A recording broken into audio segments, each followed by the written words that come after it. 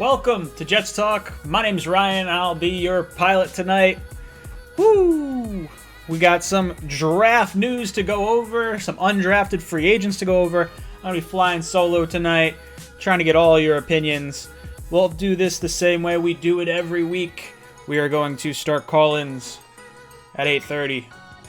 Until then, you will hear my thoughts on everything draft-related from the weekend. I had a lot of fun. Shout out to Green Bean, Matt O'Leary, and Gangrene David for all the fun that we had over the course of draft weekend.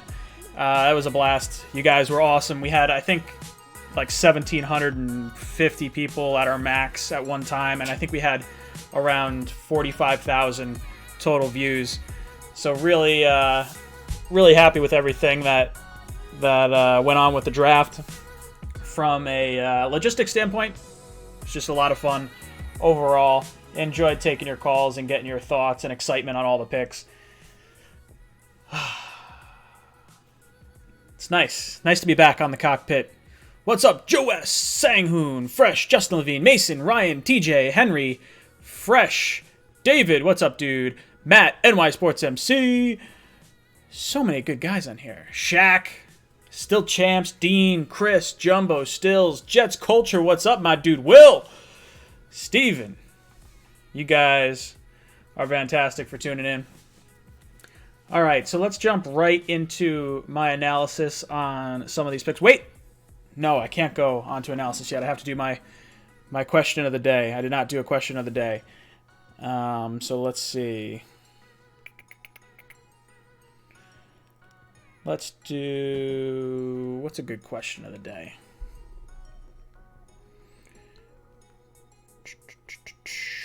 I'm going to find something for you so you guys can get yourself a shot to win something.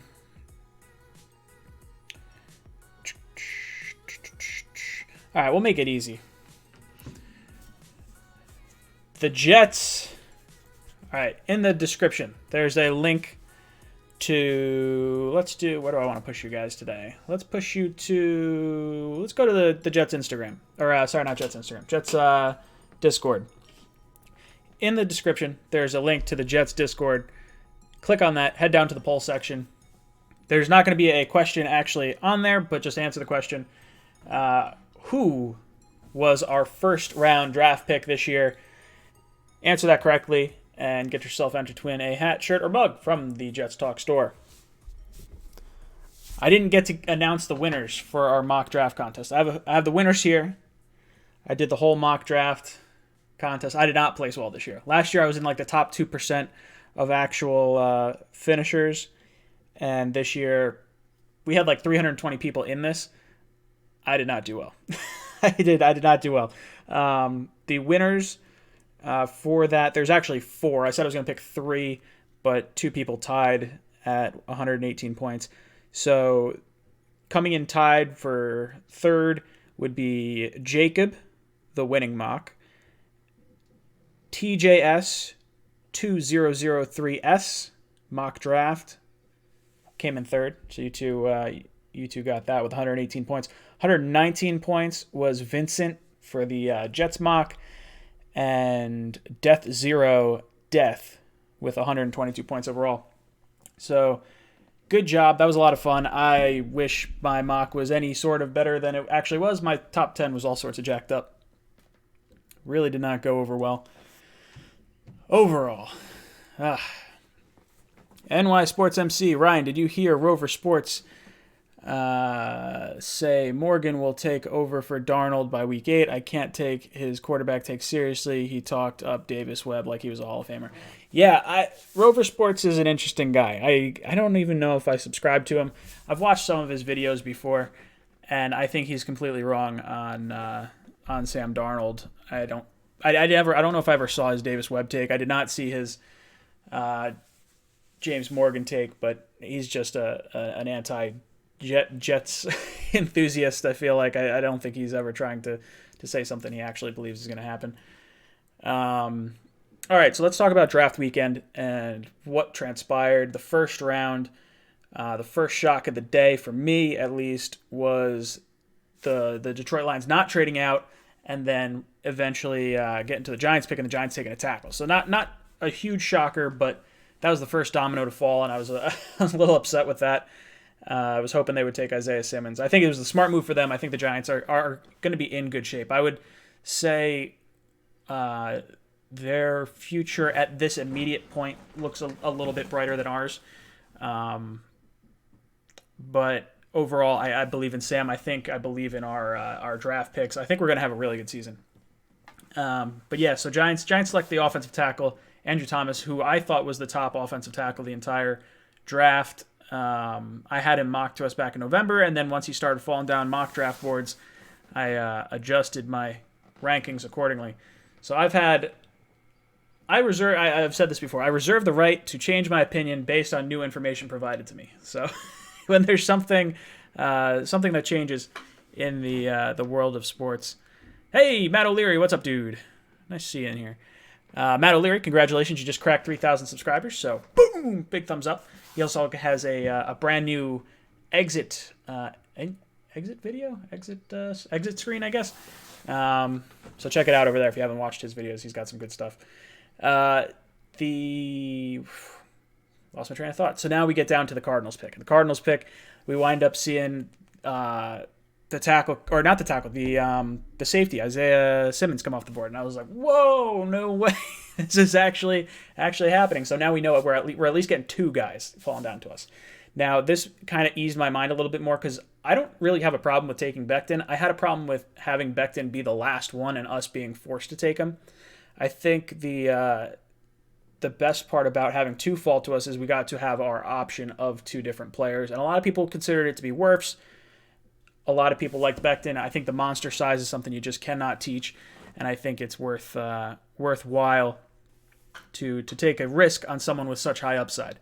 That's one thing you'll see with a lot of GMs and a lot of organizations. They may not necessarily take the safe pick. McCagnon very much wanted to take the safe pick all the time. Jamal Adams, Sam Darnold, who else? Quinnen Williams, Leonard Williams, not so much Darren Lee. But when we were inside the top 10, they wanted to be a little bit safer. I like... Matt popped his bottle of champagne for the Becton pick. That was fantastic. That was great to just get that stud left tackle. So now our offensive line is looking pretty good right now. I'm pretty happy with where it's at. You got Becton on the one end, you got Lewis, then you have McGovern, Van Roten, and Fant on the other end.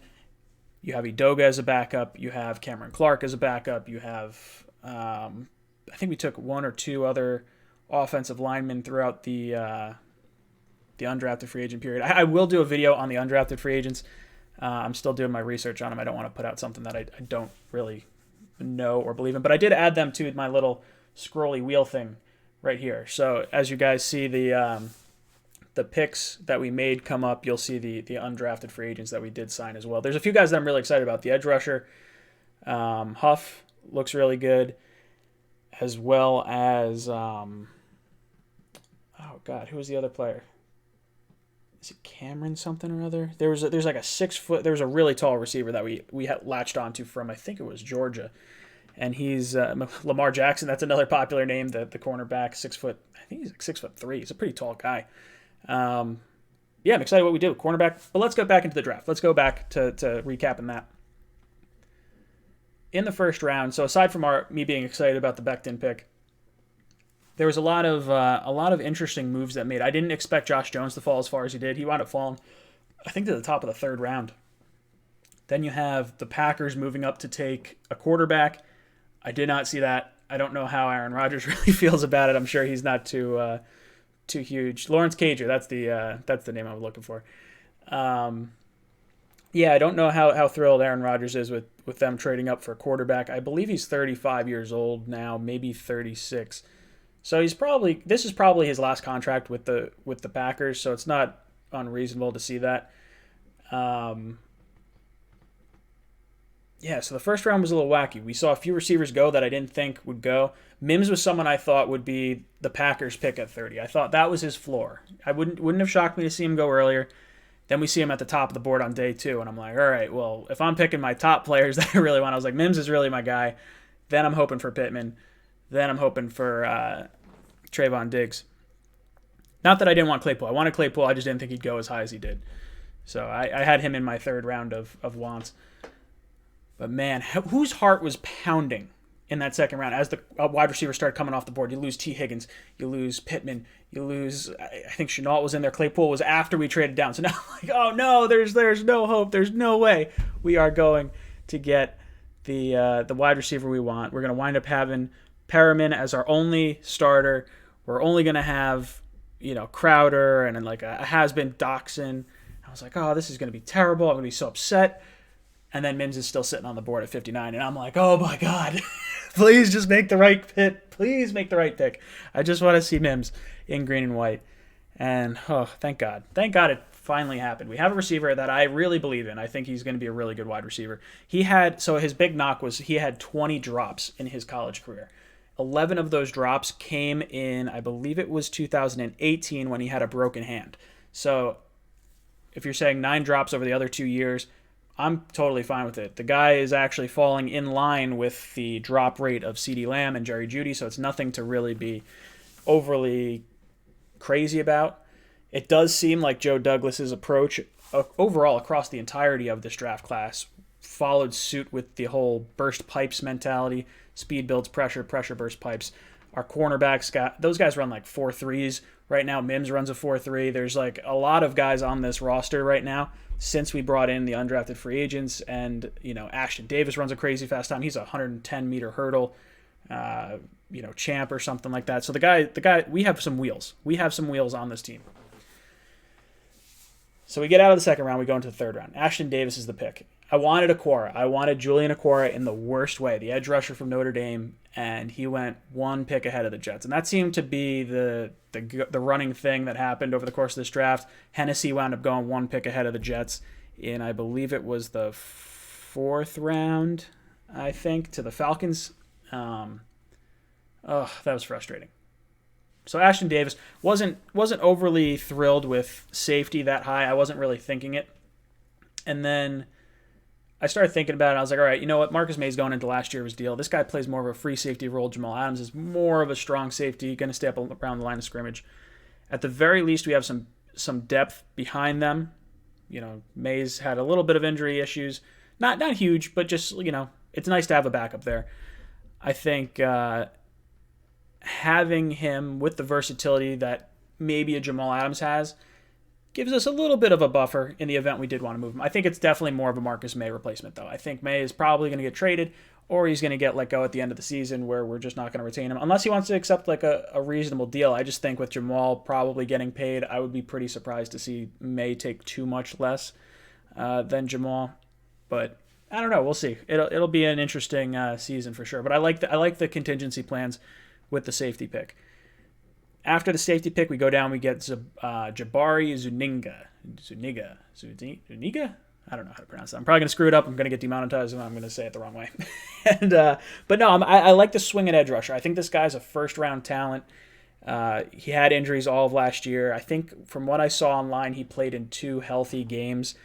But from what I've heard, the guy's unstoppable. Based on what I watched, he looks unstoppable. I'm not going to hype him up the way I have Ja'Kai Polite up. I was so pumped on him. That guy had all the everything in the world. The guy had so much talent, and the guy just could not keep it together off the field. The guy just had no passion at all. So hopefully Jabari is going to be significantly better.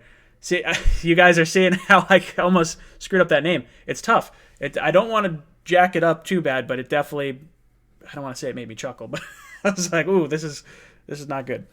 But I'm not trying to compare him with Ja'Kai Polite, aside from them being edge rushers from Florida. That is like literally my only comparison with the two. But I do like that he seems to appear to be a high motor type of guy. Then we get into the 4th round. We take running back La'Mical Perine, whatever. I like him. I had no idea who I wanted at running back. It wasn't going to matter to me either way. I think this is just at the bare minimum a backup. You hope that he could be more than a backup at that point. Taking him in the 4th round, but at the very least you have someone there to kind of cover for Le'Veon Bell when he needs to be spelled. Powell's not there. Montgomery's not there. Cannon doesn't seem to be the answer. Now, I really like this guy's running style. P. Ryan. I like his running style because he reminds me of Bilal Powell. He seems to be a one-cut type back and hit the hole hard, and that's something that we've definitely lost with the whole Le'Veon Bell signing. He's a little more patient behind the line. Now, we may wind up being okay with that with our new revamped offensive line. I think we could definitely have a top 20 offensive line. It wouldn't shock me if we were top 15. I hope it is. I hope that's what winds up happening. It's going to be a little piecemealed with Fant and Edoga on the one side. The guards, yeah, you'd like to upgrade them, but I think we got enough competition across the board. So we take the running back. I was happy there. Then we take James Morgan. I was scratching my head a lot on that pick. I was not real thrilled with the pick initially. If you haven't watched the reaction video to him getting selected and like how his family reacted and how he reacted when Joe Douglas called him, it's really cool. I teared up yesterday when I was watching. I was like, oh, it's like, this is really wholesome. This guy like genuinely cares. You could tell it's like the happiest moment of his life. And most football players are going to have some type of video like that. But of the players that we drafted, that was the one that really hit the hardest for me. I do like that the Patriots were rumored to want this player, the whole Morgan thing. And what's great about it is we traded back, and with one of the picks that we got in that Patriots trade down, we selected the quarterback that they wanted. So it's a nice little hoopah, a little left hook, right hook to the nuts for the Patriots. So if it keeps them in quarterback purgatory for another year or two, approve the selection. At the very least, we have a backup quarterback who's getting paid like $600,000 this year. So pretty happy with that. Now we go to the, what are we at? 1, 2, 3. We have another third round pick. We select Cameron Clark. Cameron Clark is listed as a tackle, but it sounds like they're going to kick him inside. And one of his best games was against Clemson. I have to watch the tape. I haven't watched enough on him, so I'm not going to speak too much on him. But I do like that we're adding a versatile offensive lineman here, and I think when you look at the Jets' offensive line across the board, everyone's versatile. So that drafting him, the guy's played a bunch of different positions. You have Harrison, who can play guard or center. McGovern can play guard or center. Van Roten can play guard, I think, or center. They can play both sides. Edoga has shown the ability to play left and right tackle, not at a very good percentage, but he could do it. Fant is sort of in that same sort of mindset as well. We also had, I don't know when the run started, but we had 5 captains. 5 out of 5 of our picks at one point were all captains. So Joe Douglas is hitting the personality train so hard. He wants guys that absolutely love the game, guys that were looked at as leaders on their collegiate teams in the pros. And I think players will gravitate towards that. So now that takes us to the end of the 4th round. We go into the 5th round, and a player that I wanted, honestly, in the 3rd round, Bryce Hall, is sitting there for us at our 5th round. At our 5th round pick. And I am so stoked. I was just like, come on, I hope it's a cornerback. We need some cornerback help. Yes, we took Ashton Davis, who's a versatile defensive back, but I want Bryce Hall. The guy seems like he's pretty good. He had the most pass deflections in the country, I believe, 2 years ago. Again, he had some injury issues, so this is a high upside guy. And we wound up selecting him. I was like, all right, cool. This is, my favorite. Well, I'll go over my favorite picks in the draft after everything's all said and done. So Bryce Hall, liked adding the cornerback depth. We can't trust Bless Austin to stay healthy the entire year, just like I don't think we can trust this guy to necessarily stay healthy all year. But I do like that we have 2 potential players with high upsides. And then on the other side of that, you have Desir, you have Brian Poole, and then some other options at corner that we'll go over in the 6th round. Our final pick in the 6th round, well, the final pick that we made in the 6th round, was Braden Mann, the punter. And I don't know if you've watched any of these guys' punts. If you watch his punts, it is unreal how far he can kick the ball. Apparently, he's a filthy coffin kicker, so that means you can really pin guys inside the 10-yard line, and that is huge for field position. The Jets wound up stalling out on offense way too many times. So if you could swing that field position where it's in your favor again, I think is absolutely huge. And at the point, I was actually just talking to Joe. Joe was going to be on today. He's still breaking down tape. We'll have him on in the future.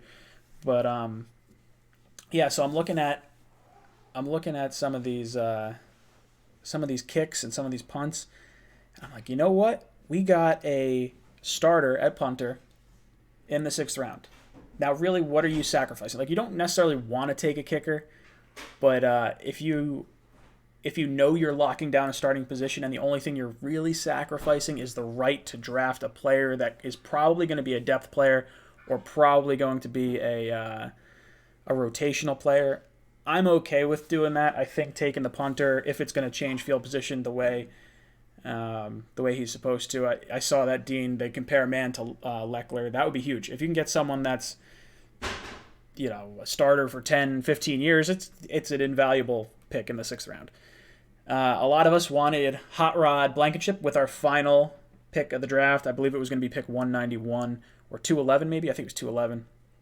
And the Jets wound up trading out and trading it to the Colts for Quincy Wilson. Quincy Wilson was a former 2nd-round pick. He is going into his 4th year of his contract. He was taken the same year as May and Adams. And it's going to be interesting. I think the Rex Hogan connection with the Jets and the Indianapolis Colts is very strong.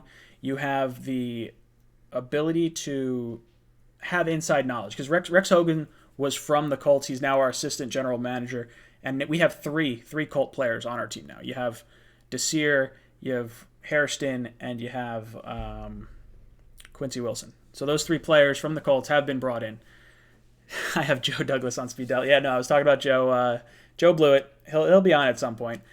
I want to get his thoughts on everything from the draft. I got some news for you guys. So, we'll do. Let me rattle off the question of the day again. Question of the day.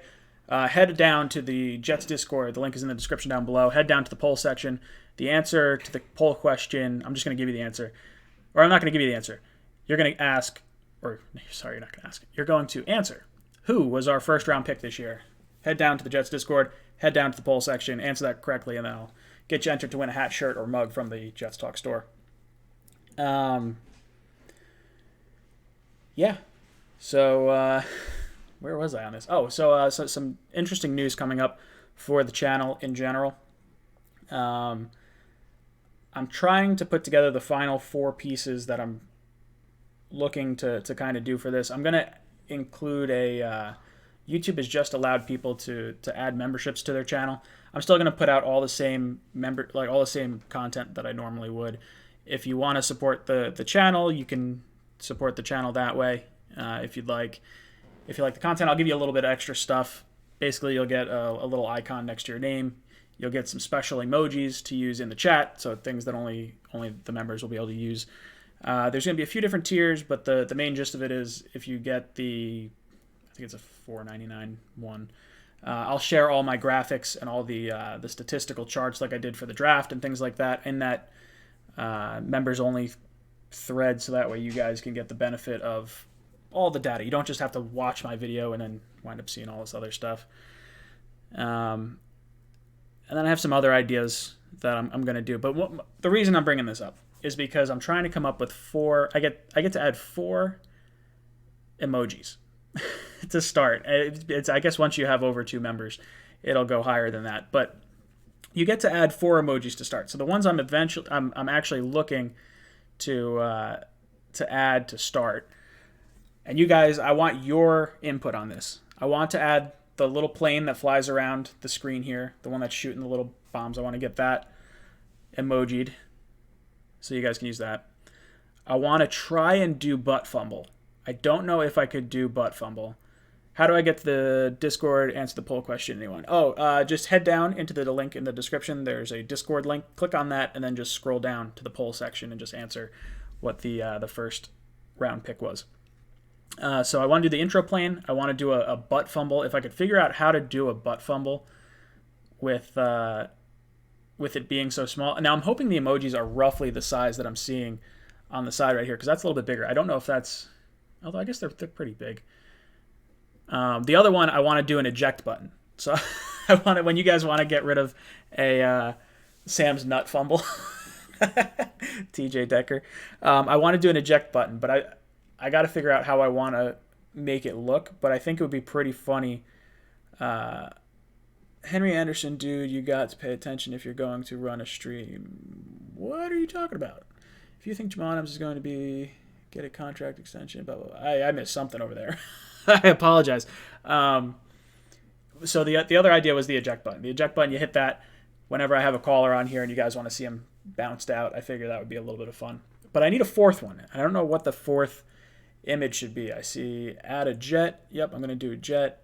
A Joe Douglas emoji. We might be able to do the Joe Douglas one. A dab. That's pretty funny. Ryan, what are your thoughts on the offensive line haul this offseason? And do you think the Jets should add Justin Britt, who was just released from Seattle? Hit the like button. Hit the like button. Ooh, a hit the like button one. Where's Becca with the ice cream? That would be pretty funny to have one like that.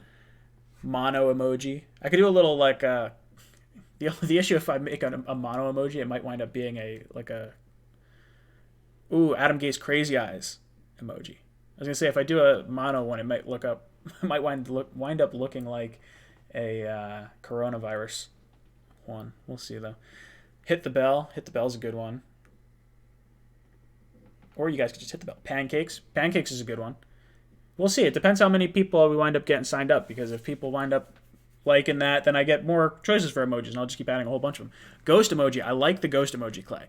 That's one I do have planned, because I have the, if you guys don't know, I added a ghost line of products to the Jets Talk store, and it's like a pretty badass looking ghost with a number 14 on his chest, and I think I'm going to try and do that.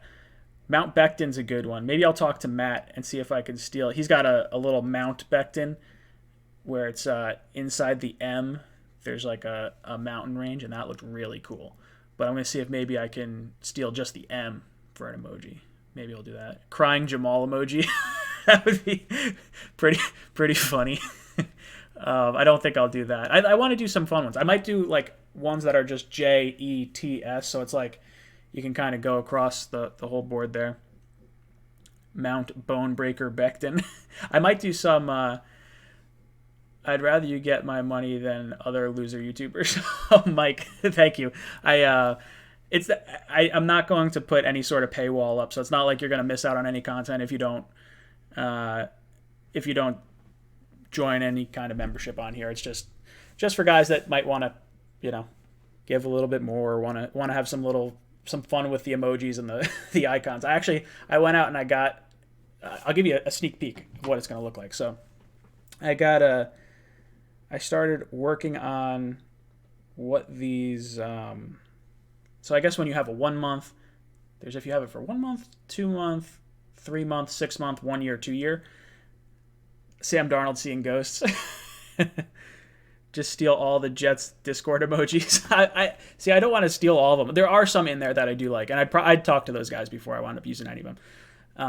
But there were some that I wanted to do maybe a little bit more channel related if I could, because it's a little bit of fun. But I do like the JETS one. JETS emojis were from the Discord emoji, so that's where I got that idea. Given credit where credit is due. So I'll see if you guys can see this.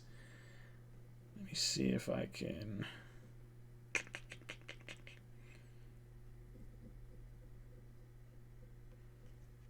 All right, so these are going to be some of the emojis that you'll wind up getting close to your.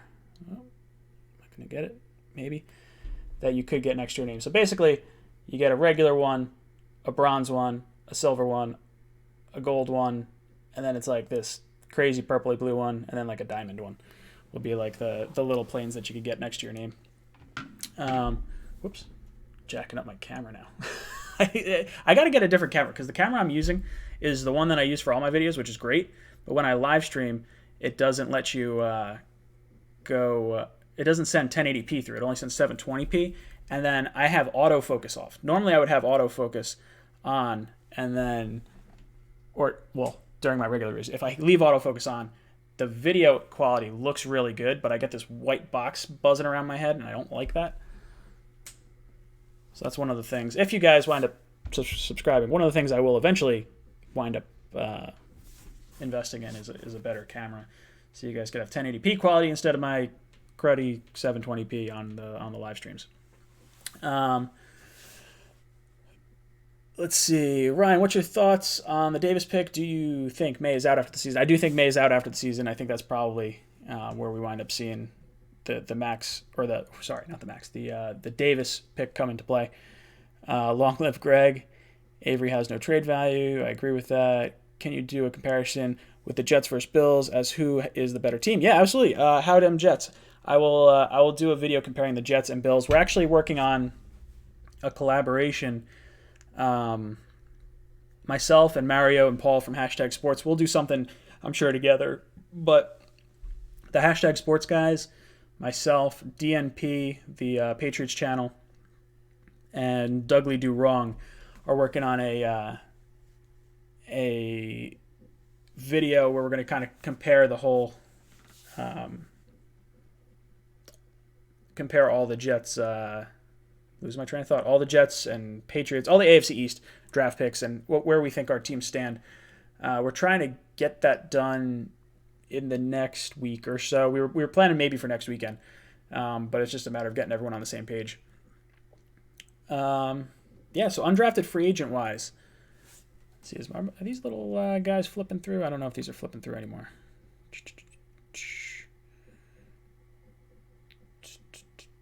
Where's my topic thing? Oop. All right, let's let that go. See if that's all needed. Do the Jets get the wild card this year? Says Caden. I don't know. We have seven shots at it, I guess. Am I going to do a collab with Joe Blewett again? Yeah, I'm definitely going to do a collab with Joe Blewett. I was talking to him before the stream. He was going to come on today. He still wants to do a little bit more film breakdown on the draft picks before he's ready and raring to go. So what I'll do is we'll probably do some type of, thing where we have enough content to spread out over a few weeks. I'm sort of trying to figure out what I'm going to do with the off-season schedule at this point. I might drop down to just the Monday call-in show to kind of give myself a little bit of a break. We'll see. Not entirely sure. We're planning to go live tomorrow for the Talking Jets panel, so we can discuss all our picks and get your calls as well for that. It's 8:33. 8:33. All right, guys. So before I jump over to the phones, let's head down to the Discord link in the description down below. If you head down to the Discord link, there is scroll down to the poll section in there and answer this question: who was the Jets' first overall pick in this past draft that just happened? Answer that question correctly, and I'll raffle off a shirt, hat, or mug from the Jets Talk store. I like doing these little giveaways. One of the things that's going to happen if the membership thing starts going well, or if I start making a little bit of money, from the YouTube ad revenue or however that works, I'd like to start giving away tickets on the channel. So if we could do like a twosome of tickets to a home game each month or something, if I can make that affordable, that's kind of what I want to do. So that's sort of how this channel will grow. We get to give some stuff away, have some cool events and things like that. Jerry, thank you for the super chat. Did you see the new picture of Quinnen Williams? I did not. Where's the picture from Quinnen Williams? Let's see.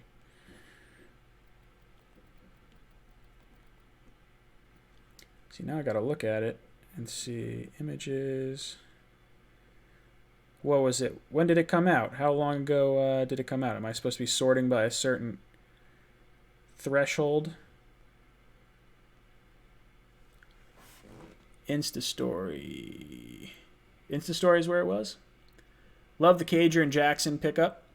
So do I. I like the Lamar Jackson pickup. One, his name is badass, so I could get a Lamar Jackson jersey.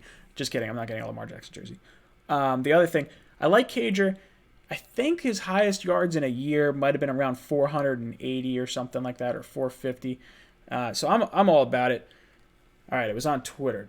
Quinnen Williams, Twitter. I have such a hard time trying to find some of the things that we wind up talking about on here. Quinnen Williams, Twitter. What the heck am I looking for? Ryan, can you give us a way too early record prediction? I can give you a record prediction right now. It's on his Insta story. Okay. Going to Instagram. Let me go to Instagram first. Let's see what this looks like.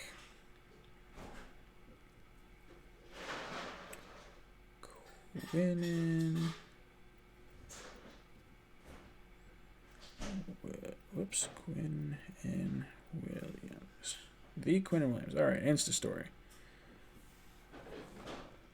Am I looking at a picture or am I just looking at like him flexing? I'm seeing him flexing. I don't know if I missed it. Oh, he got ripped. Yeah, see, this is good. We want Quinnen to get big. He's finally out of his high school body. All right, guys. I'm going to jump over to the phone lines. We can get some of your questions in here, get your opinions on everything everything Jet related. Let me see. Phone number is up on the board, so feel free to call in. I'll get your thoughts on everything. First caller. Call from Eli. Eli, what's up, brother? Welcome to the cockpit. Thank you. All right. So my biggest thing that I want to ask you about is Sure. pick 125. I think it was James Morgan. Yep. I personally hated that pick Okay. because I thought it was a reach for him at pick 125, and if they liked him so much, maybe they should have got him like in the 5th round and took Bryce Hall maybe in the 4th round, which I think was better fit in the 4th round. But if they were going to take a backup quarterback, I like Jake Fromm from Georgia a lot better. And I think it was just a reach to take James Morgan over Jake Fromm. So I accidentally hit the wrong thing. Sorry about that. I'm ejected shooting. I'm shooting chickens all over the place. I'm trying to give you the time. All right, that didn't do anything. Sorry. I would say, so James Morgan in the 4th, I was not real thrilled with it. I thought it was a reach on a quarterback position that we didn't need to reach on. I will say this, if the Patriots were actually going to take him and we did like him, I'm okay with spending a little bit of an earlier pick on him than we otherwise would have. We wound up getting Bryce Hall in the 5th anyway, so I'm really not too upset. The only players I would have liked to have seen us get that we didn't get was another edge rusher like a Curtis Weaver or a Ney or something like that. An interior lineman would have been nice. But overall, I'm not too upset with the James Morgan pick. I think he's got some upside. The worst case scenario, or let's look at the best case scenario. Best case scenario, I always think you should take a quarterback every year. I think that's worth it because if you wind up striking gold on a late round quarterback, then you can trade him for, even if you get like a 2nd round pick or a 3rd round pick for him, then at the very least you did well. So over the course of the next 3 years, because I think he's on a 4-year contract, over the course of the next 3 years, if he plays well enough to net us at least a 4th round pick, then we basically got a backup quarterback for nothing. Like, that's sort of how I'm looking at it. So hopefully he can develop enough to show some type of upside. But I agree. I think it felt very much like a reach when I saw the pick. I don't like Jake Fromm. I like his name more than I like him, I think. And it's odd. I can't explain why. I have no metrics to back it up. I watch him and I'm just not as impressed as some other quarterbacks. So I was surprised that we took Morgan ahead of him, but I wasn't also ranking the quarterbacks. Like, I have no. If you tried to tell me, aside from like I think Tua is the best quarterback in this draft, I didn't really have a ranking of quarterback this year just because we weren't really far up in the quarterback market. Yeah, I know. Like, I was watching this, like on day 3, I was watching the draft. It was about to be picked, right when like the beginning of day 3, and I'm like, Tyler Beadez is still on the board. Donovan Peoples-Jones is still on the board. And then I see them take LaMichael Piron. I can understand the pick. I thought it was a bit of a reach as well, but I'm like, oh, we have 3 more picks. We can still get them. Then I saw take James Morgan. I'm like, I had so much hope in your Joe Douglas. What are you doing? Oh, yeah, dude, I lost it right around there. I was like, no! I was like, what's going on? And then, because the last day of day 2 was Jabari Zuniga or whatever it's called, and I personally, I mean, I understand the pick. It's a position of need, but, I mean, so it's kind of like 3 picks that I wasn't really a fan of in a row, and especially the last 2, which I really did not like. And I'm like, Tyler Beadez is still on the board. Donovan Peoples-Jones is still on the board. And he just passed on them. And around then, I'm like freaking out. I'm like, I had so much hope in you, Joe Douglas. And then he took Cameron Clark, and I was kind of happy about that. Yeah, I'm not too upset with the Cameron Clark pick. I think that was like, as much as I wanted Biadez because I knew the name and he was a top center at one point prior to the season. If Joe Douglas believes this interior offensive or this offensive lineman can play all the different positions across the offensive line, I don't really care. It essentially serves the same purpose for me as Biadez would have. I just wanted him as a backup. But I'm going to get some more calls, so thank you so much. And I'm ejecting you from the cockpit. Where's my little ejector seat? Now it's a bam! Chicken across the screen. I gotta get my timer. I guess I lost my timer when I was clicking stuff around. Call from UFC Jaguar or UCF Jaguar. Sorry, UFC. UCF Jaguar. What's up, brother? I was watching some of your reaction videos. Pretty cool. To accept. What's up, brother? Welcome to the cockpit. Hey Ryan, what's going on, man? Hanging in there. What'd you think of draft weekend? So I can say, Joe Douglas, I feel like he has a good idea of what is happening on the offensive line. Mm-hmm. I did personally like Wirfs more. However, Becton is that physical freak type, and he has more of the fit at left tackle. So I can't say I'm too upset with that. Yeah, I'm not too mad with the Becton pick. I like as much as I thought it was going to be Wirfs. I love the upside of Becton. I think Becton's ceiling is so much higher. I think his floor might be worse, but I'm cool with rolling the dice on this. I absolutely agree with you on that, and I think all Jets fans can agree that we much rather would have had Wills or Thomas. Mm-hmm.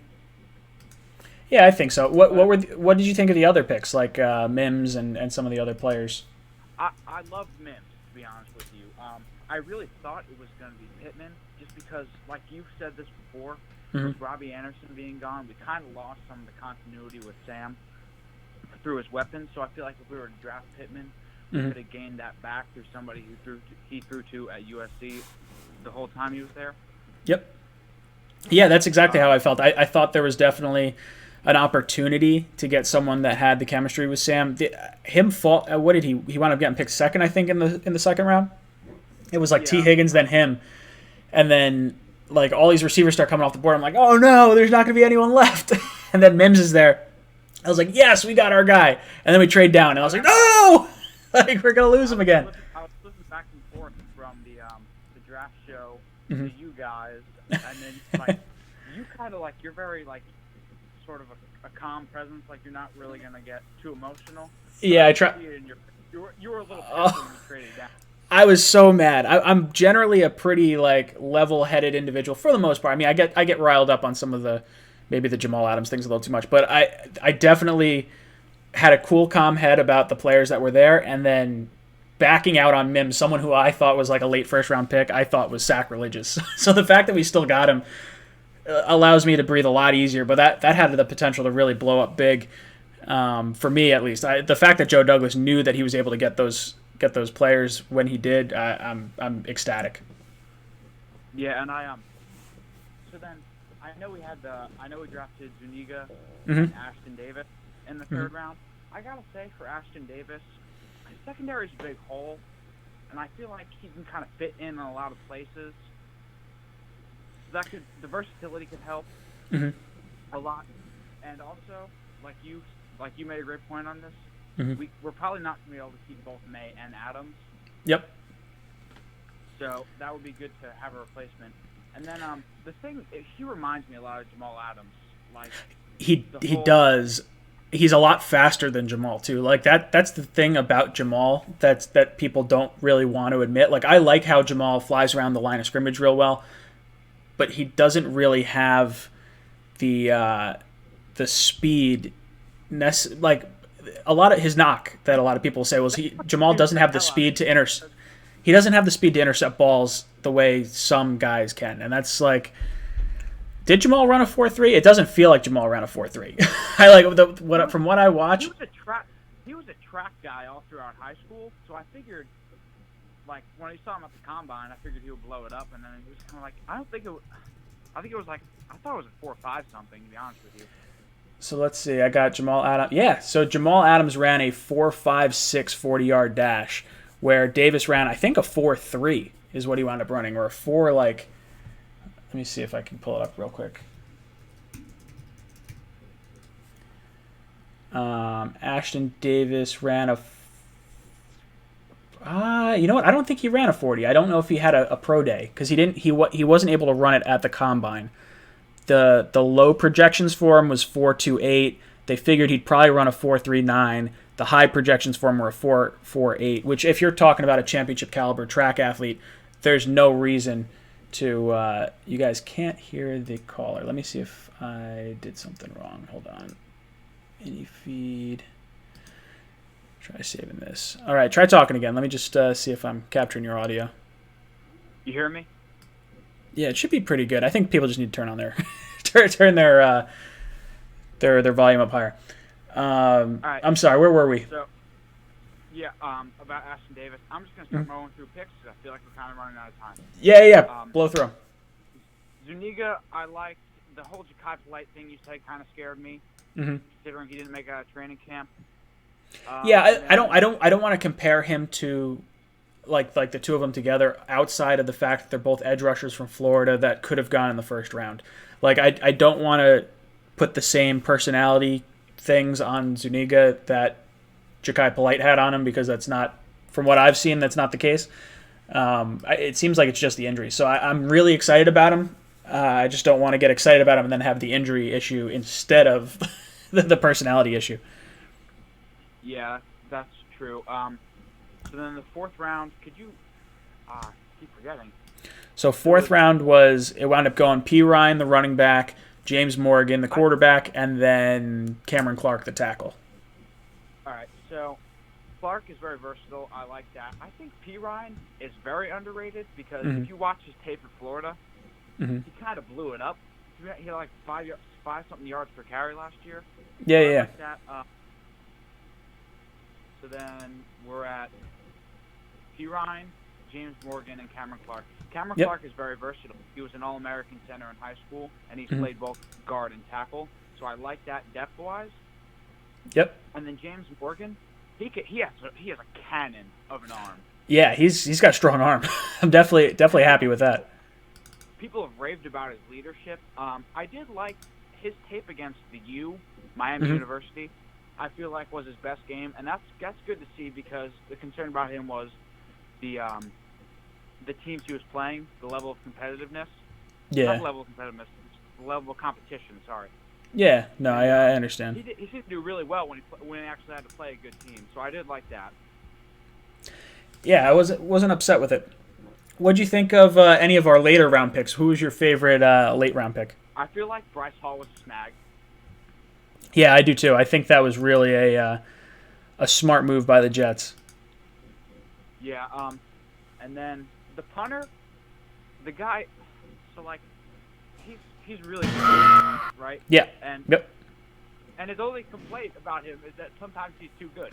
Yeah, he outkicks the ball. He outkicks his coverage. But that was great. I would have liked to see us.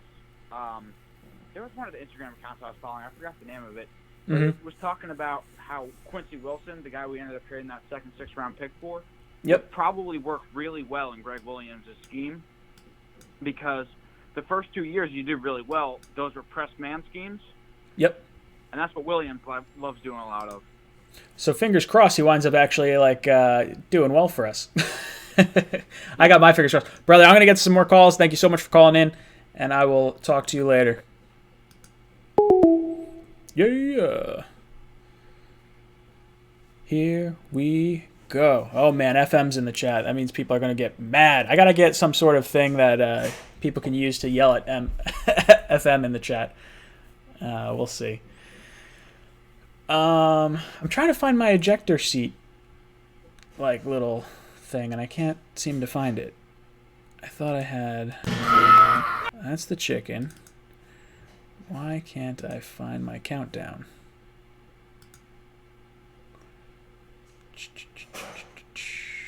Desktop, live stream.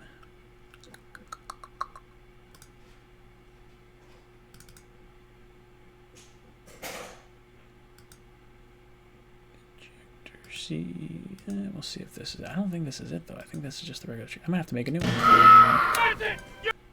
Damn. All right, well, I'll have to figure out where my timer is. Apparently, I don't have a timer anymore.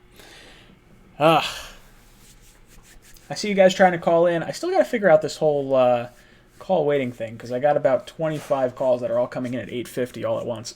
And I can't... No one has rang yet.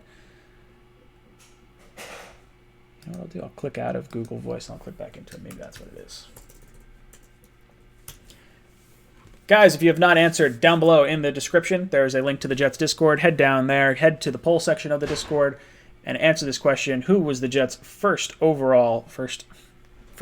round pick in 2020 at number 11 overall? Who is that player? Answer it right over there. Get yourself entered to win a hat, shirt, or mug from the Jets Talk store. Want to hear Mario from hashtag Sports Analysis of the picks? Yes, we'll have Mario. I'll try to have Paul. He's got the new kid, but Mario I'll try to have on to talk a little bit about the Bills picks and what we can expect from them this season. We want to talk with DNP about the Patriots, and we want to talk to Dougly Do Wrong about his Dolphins down in Miami and see if they are actually a threat, if we should be concerned. Man, we got a bunch of people. Continue making and receiving calls. Reload this page. All right, so I got to reload the page. I just reloaded the page. Why did it make me reload the page again? All right, hopefully some of these calls will start coming through. There's like literally, I wish I could show you. I don't know if I can move my computer screen enough to like show all the calls that are coming up. Let's see if I can turn this over here. Like literally all these phone calls, all these faces right here, you can't see the numbers. All within the same minute. It's like just nonstop. So I apologize that it's not letting you through for some reason.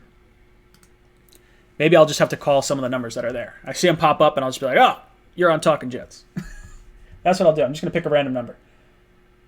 If you get a call from the number below, it's because I'm calling you to talk Jet stuff. So I don't know who this is. Please leave your message for... Ah, damn, he didn't pick up. Oh, well. All right. I'll try...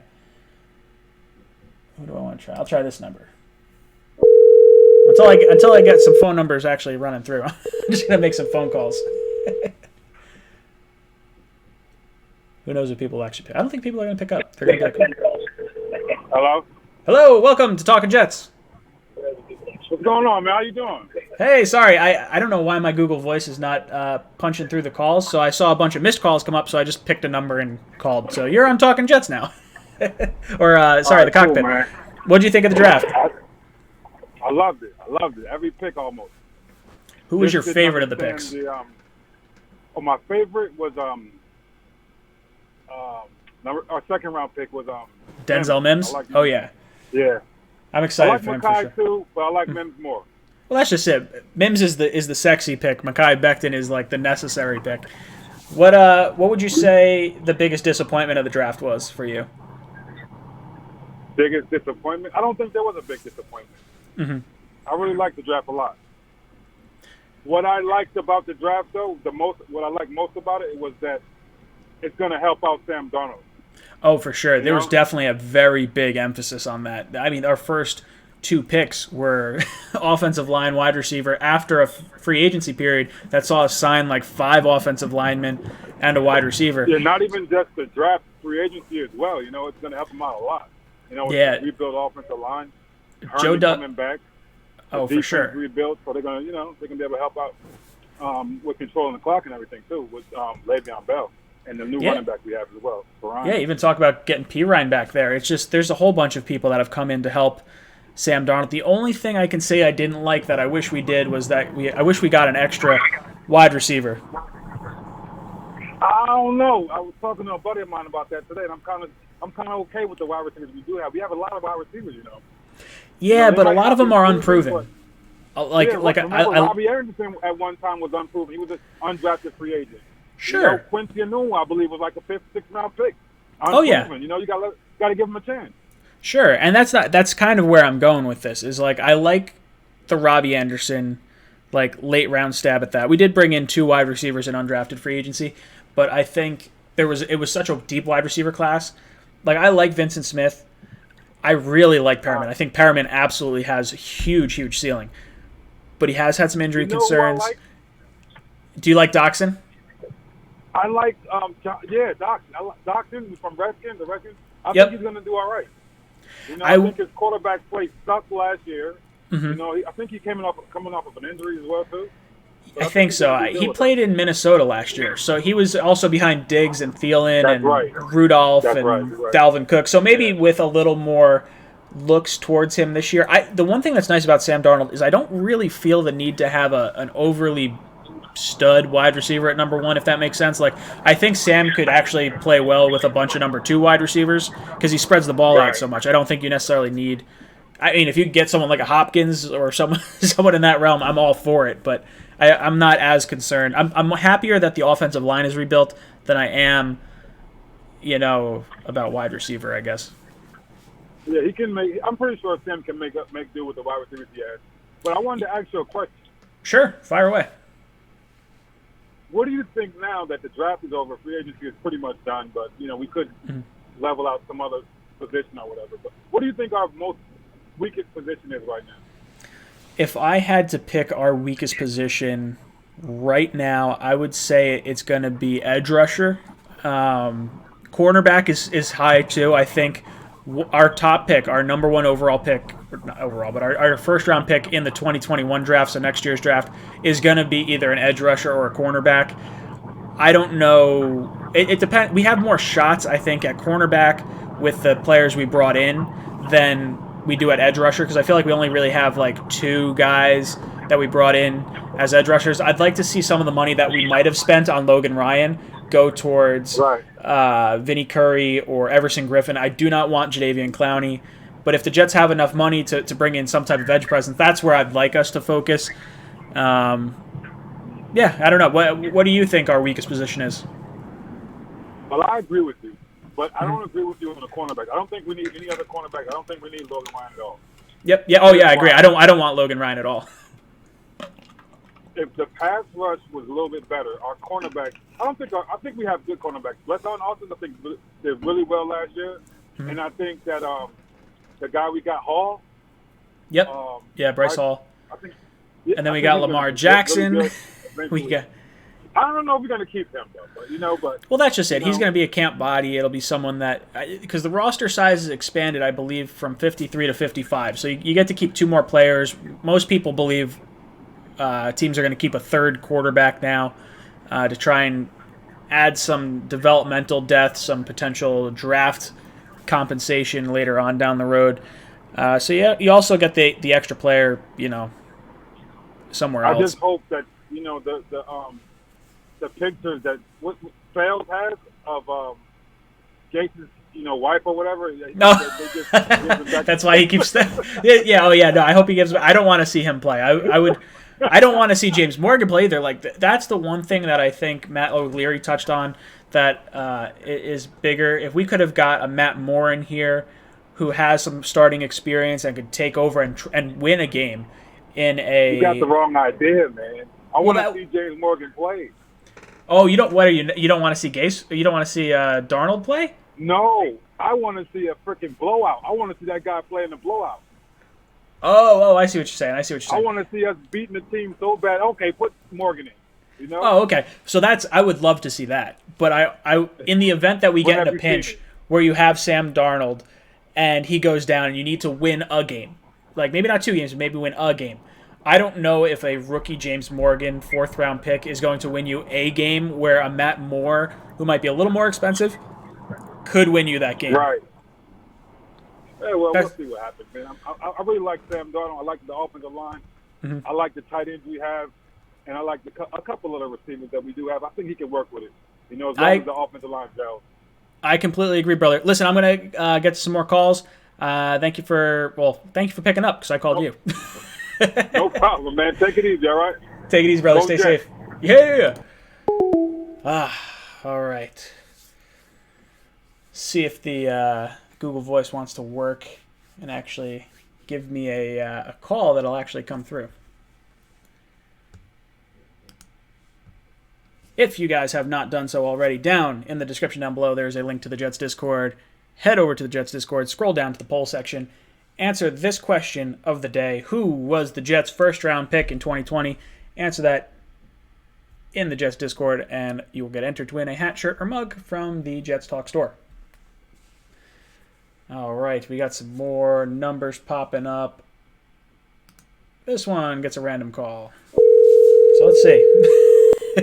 Call's still not working. I don't know why the calls aren't working. I think it's just because I'm getting too many calls at once. Hey.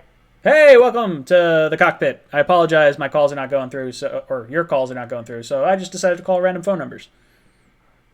Uh, so so I wanted to know your thoughts on only drafting one wide receiver. I didn't like that move.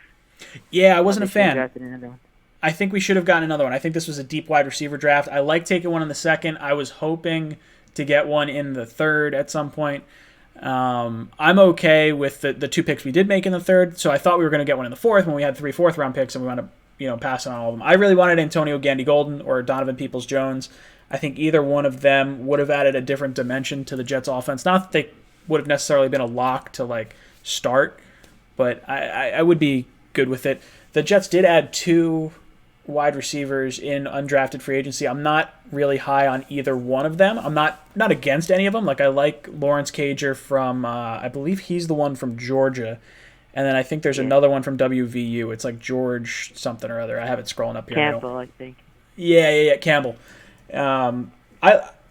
I like that we brought in some competition. I hope this means that we really like who we have on the roster. That's more so what I would hope this the lack of a second wide receiver in the draft meant.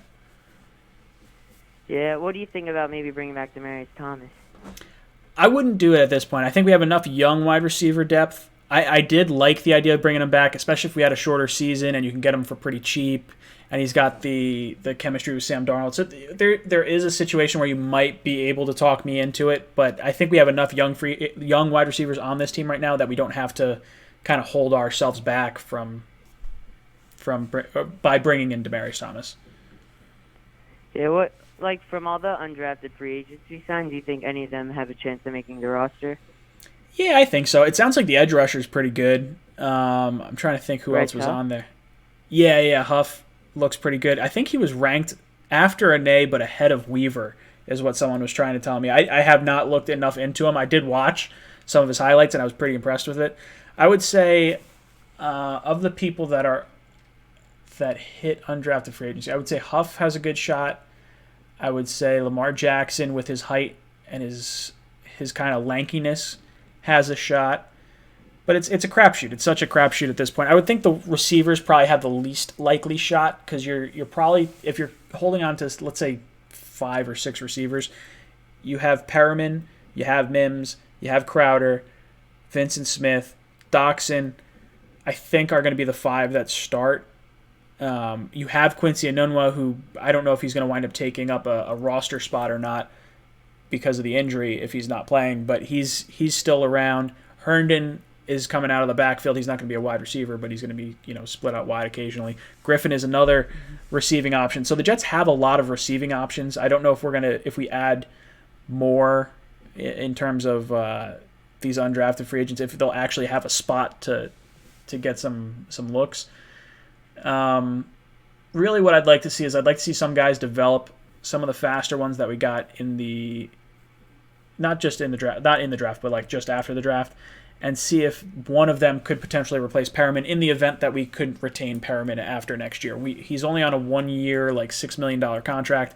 I hope we need to retain him. It would be awesome if we hit on him. He was a first, at least a high caliber number 2 receiver, and then Mims could be the other guy on the other end. I don't know. What do you think? Well, Lawrence Cager, I watched his highlights. Mm-hmm. And he had, when he played against Florida this year, he was defended by C.J. Henderson. He had 7 catches, 130 yards at a touchdown. So that's huge. Very impressive. That's awesome. I'm definitely gonna have to watch that tape because if you can actually find tape of the player you draft going up against an actual good NFL caliber player, that's the matchup you want to watch. And that's something that a lot of people gave me a little crap about with CeeDee Lamb. CeeDee Lamb had a game against. Who was the cornerback? There was one cornerback that was relatively considered good, and he had I want to say 2 catches on 7 targets, and it was not a good game for CeeDee Lamb. I don't know. I'm happy with where the wide receivers are at this point. I think I'm happier now that the offensive line is kind of looks like it's taken care of at least. I think it's probably a 2-year rebuild overall. But I think we're in good shape this year compared to last year. Yeah, and do you think Cameron Clark starts? Maybe? No, I don't think so. I don't think he'll start. I think he'll back up players. I think Lewis and Van Roten will start, and then hopefully next year we have enough of a grade on him where if Lewis walks in free agency or we decide to cut Van Roten, we have at the very least a backup, but hopefully someone that could step in. But I don't think he'll start this year now. Yeah, and also just with the wide receivers, because Quincy Enunwa is so injury prone, and Rashad Perriman has injury history, and Crowder has injury history. So they don't have any reliable receivers that you can know for a fact could stay healthy. So I think Demaryius Thomas bringing him back would be a good idea. I think if you saw the Jets bring him back, it would be after the first week of the season when contracts are not fully guaranteed anymore. Not that they're fully guaranteed, but if you sign someone for a 1-year deal, I think it's a fully, you're signing him for the year. But if you wait till after the first week of the season, you could cut him at a later point and not spend all the money. So I think you could see him come back after week 1 if an injury happens or if we really are not playing well. But I would not want to bring back Demaryius Thomas, ideally. Yeah, and I was just very upset because, guys that they could have gone in the 5th round, like Tyler Johnson, those guys you don't get in the 5th round in every draft. Like Tyler Johnson, I like him a lot, so I really wanted to get him. Like James Prochet, I also liked a lot, but yeah, I was a little bit disappointed in that. Yeah, I think there were a lot of good wide receivers late, specifically in the 4th round. I don't remember when Gandy Golden went. I think he wound up going in the 6th round. But there were good receivers that we really could have picked. I know Matt was high on Colin Johnson. He's a 6'6" receiver. That could have been interesting. I don't know. I'm not overly concerned with the receiver position yet. I think there's a lot of question marks, but I'm not afraid of that position right now. So. All right, brother. Thanks for calling in. I'm going to get to some more calls. Yeah, thanks so much for taking my call. Thank you. Take it easy. All right, let's see if some of these calls will come through now. There we go. Now it's working again. I don't know what happened. Maybe my internet dropped. Chris from Florida. To accept. Chris from Florida. What's up, brother? What's going on, Jets Talk 24/7 JETS? Yeah. What are your final thoughts on the draft and everything? Did we talk after the draft? I think we talked right after the draft. I'm pretty sure you called in. We did. We did because it was right before we traded our last pick to the Colts. That's right. That's right.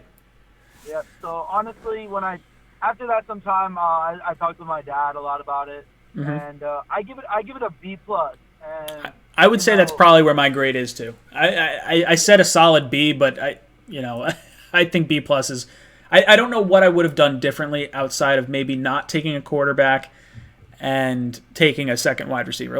Other than that, I'm really not too upset with how this draft went. I think it's one of the better drafts we've had in a while. Absolutely. I definitely think that the best signing the Jets ever did out of everything right now was signing Joe Douglas. That was the best signing they did. Oh, it's incredible. I'm so glad that he's been a godsend. Ever since he's come in, he has the demeanor and the respect from around the league too. He doesn't strike me as someone that's going to be pushed over the way McCagnon was. We were bidding against ourselves with Le'Veon Bell. I want to say we were bidding against ourselves against Mosley too, because I think Baltimore offered him a $15 million deal or a $14 million deal, and we're paying him $17 million. So it's bonkers just what we've done over the last few years. I feel like it was just because McCagnon wanted to just satisfy the fans and everything, so he was just always trying to get them on his side, but every time he did, he had to do some ridiculous deal with question, why do you get this guy for such a price, But, like I said, it was a good, I give it a B+. I looked through some of the players. Obviously, the real big notch on the grade was obviously the quarterback at where he picked them and for whatever reason. What I wanted to talk about was, I wanted to talk to you about if you heard already the news that the Jets, Joe Douglas has already accepted the 5th year on Jamal Adams' contract. I did. I saw that. I thought about making a video on it, and I was like, it's not that big of news. But we could talk about it for sure, because the Jets were absolutely always going to hit that 5th year option. And I'm gonna probably piss some people off saying this right now, but I don't care. So the whole Jamal Adams thing from the past 2 years during the draft, he has been so vocal with all our new draft picks. And it's something that I've really, really enjoyed watching. It was like a welcome wagon. Mekhi Becton sort of did that this year. And I saw, it was a little bit of a trolley thing, but I saw something on the Jet forums over at Jet Nation. and they were talking about how Jamal Adams was oddly quiet during the draft. He wasn't like going out and publicly tweeting to all these players. He did tweet out an overall big board, like the Jets put out like a thing of 9 picks or whatever that the Jets made, and then Jamal tweeted out a thing that said, "Oh, welcome to the team, guys," or I don't know the exact context of it, but no, you did it. You got on the ball right there, yeah. Yeah, so you see that, and it's like, all right, well, why is he acting a little different? What's going on here? And then you see how enthusiastic some of his tweets are in regards to Tunsil getting his big deal, or McCaffrey getting his big deal, or Hopkins potentially getting his huge deal. Like, he's been way more enthusiastic about the money aspect of things than he has the team aspect of things, which is I've expected. And someone posted this in a comment, and it's Jamal about me, and I think you're starting to I don't know. I think you're starting to see some of the traits that may have irritated some fans maybe a year earlier. I don't know. I think I want these rumors put to rest. I'm sick of talking about it. I would like these trade rumors, the contract rumors, I would like them to just be totally put to bed. Either move the guy or sign him long term. I hope he's signed long term. And I hope we wind up getting that. I think there's no point in the Jets doing it until after this season, though. I would definitely wait. I would see where the salary cap looks. I think Jamal's going to fall back down to earth a little bit. I think he had a really good season this past year because we played some terrible teams. But I don't think he's going to have the same kind of season. Look, he had 2 interceptions last year, or he has 2 interceptions in his career, and one of them was against Jared Stidham in garbage time. So, like, I know he does more than that, but I think there's statistics that looked real flashy last year that may not happen this year with a harder schedule. So I want to give you. I feel like what I'm about to tell you is going to give you some leeway on it. Let's talk about let's talk about Jamal Adams with Joe Douglas's relationship. We've already had that discussion where Jamal Adams said publicly he was not happy. He felt some type of way, crying like a baby. Because he's still under his rookie contract and anything, and he wants to already be viewed as an adult and already as a big pro, like he's been on the league for years. But he hasn't. And then Joe Douglas comes out and says, listen, I'm going to do what I need to do. I'm going to handle what I have to handle. When you start seeing Jamal Adams be quiet through social media, now he's talking about being patient. He's like, I got to be blessed. I got to work on me, blah, blah, blah. But he doesn't say anything about the comment about how he's been feeling about the draft or about the contract, anything. It's like Joe Douglas is pretty much putting Jamal Adams in his place. And the biggest thing I can take from that is that Joe Douglas has stuck to what he said. If you look at everything he said he was going to protect Sam Darnold. He said he wanted a fast and work in progress. He said with Robbie Anderson, people said, he wants Robbie Anderson back. He never said he was going to get Robbie Anderson back. He said he would like to try to. But he did definitely say that Jamal Adams is somebody who's going to stick. He's going to make a long-term Jet. Like, that's the goal. So I feel like Joe Douglas has stuck to everything and based on what he's praised to the public, and I just feel like he's gonna handle Jamal Adams like he did both the free agency and the draft. He's gonna handle it his way or no one's way. Yeah, I think he's definitely. I think Joe Douglas wants to make Jamal Adams a lifetime Jet. I think the Jets want to make Jamal Adams a lifetime Jet. I think Jamal wants to be a lifetime Jet to an extent, but I think there's different tiers for each person. Like, I think Douglas will pay Jamal as the highest paid safety in the league. I think the Jets are fine with doing that. I think Jamal wants to get paid way more than that by the Jets. Like, I think he would be okay taking a slightly lesser deal with a winning organization elsewhere, but I think there could be a rift in the type of compensation that he wants versus what the team's going to be willing to give. Because we saw Douglas play a little bit of hardball with Jenkins, with Poole, with Van Roten. Like, a lot of players, I have a hard time seeing, based on what I'm just watching, like the pieces kind of do, it doesn't seem like they have a great relationship. Now, I mean, that's strictly through stuff in the media. I have no knowledge of this whatsoever. But it feels like Jamal Adams has been doing like little ticky-tacky jabs. And I think like accepting his 5th-year option is them saying like, hey, we got you for another year almost. Now, I think the deadline for that is, I don't know if it's this Tuesday or next Tuesday, but they had a little bit more time before doing that. And they know they're not going to re-sign him right away. I think they don't. I think they would be silly to give up the leverage they currently have over him by giving him such a big Joe contract. Douglas probably saw Green Bean's video and was like, I think I'm going to use this. You know, that line right there. Yeah, well, it's huge. Okay, so my last question for you is this. Hopefully, goodness gracious, you know, with everything going down, you know, socially with this pandemic, we get to the point where we can play football and go see games.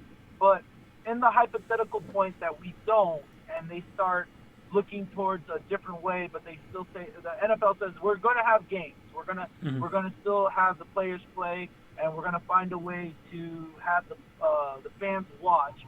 Considering that it could be where, you know, we don't go to the game and we have to watch it through TV, it's always so difficult for Jets fans to watch New York games at certain areas because of location. I live in Florida. It's really hard for me to watch this game.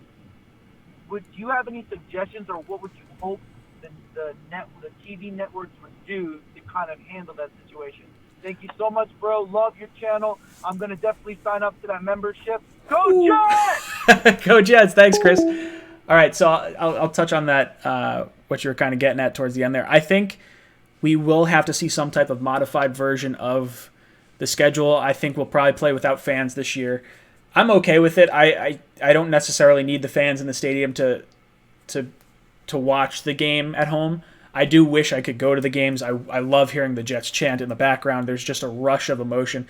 Like, I would hope that, you know, maybe we stand out in the parking lot. We just start yelling, J.H. So we just start watching that. If there is not football, let's say, like, worst case scenario, there is no football.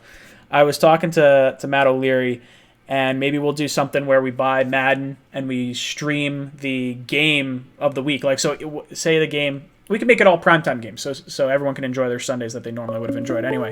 But say we get to the primetime slot, like 8 o'clock, and we're like, all right, well, Jets game that was supposed to play at 1 o'clock. Jets versus Browns, we'll call it. And we'll sit there, we'll just narrate like an automated game, what it was, you know, simulated. And it'll just be kind of fun to hang out and just see what these players could have potentially done had we had a game. Welcome to the cockpit. What's on your mind? Hello? Oh. Can you hear me? I can hear you. What's up, dude? I think hey, man. I just have a question for you. As you can see, we still have plenty of holes on this Jet team. Mm-hmm. What do you think big moves we can make in free agency? The biggest move I want to make in free agency is adding an edge rusher. Whether that could be Vinny Curry or Everson Griffin, those would be the two guys I'd really look at because they're going to be a lot cheaper than what Jadeveon Clowney, I think, is going to want. If Clowney winds up signing for like $15 million on like a one-year deal, I think Griffin or Curry could be had for like the 12 range. I think the Jets do need an edge rusher. I like Zabari a lot. I think he's got hope there, but I would not with the remaining money the Jets have, I would prefer it not go towards Logan Ryan. I would prefer it get steered towards edge rusher with Curry or Griffin. Yeah. Yeah. What do you think? What do you want to see? Yeah, Clowney. I was gonna say, what do you want to see? I think if we could, we should go after Clowney. If we could, Mm-hmm. or maybe we could sign like 1-year deals for maybe the S.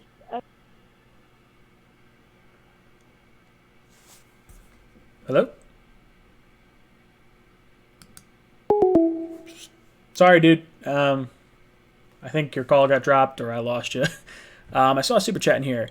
Eddie DeJesus, thank you for the $5 super chat. I can't believe the Jets passed on Rodrigo Hot Rod Blankenship. Do the Jets have a reliable kicker? Thanks for the live draft party. Thank you, Eddie. That means a lot. I don't think the Jets are done at kicker. I think we have, Mayer and Ficken. I think we're going to bring in kicking competition. So I'm not too concerned with not hitting Hot Rod late in the 6th. It would have been a nice way to get we got the best punter and we got the best kicker. You know, would have been nice, but kickers are so different from year to year. I'm not too concerned. Frank from Florida. Frank from Florida, what's up, dude? Hey, how you doing, man? Hanging in there. What'd you think of the draft? I thought it was great. We made a lot of good moves, man. I'm real excited with what Joe Douglas is doing.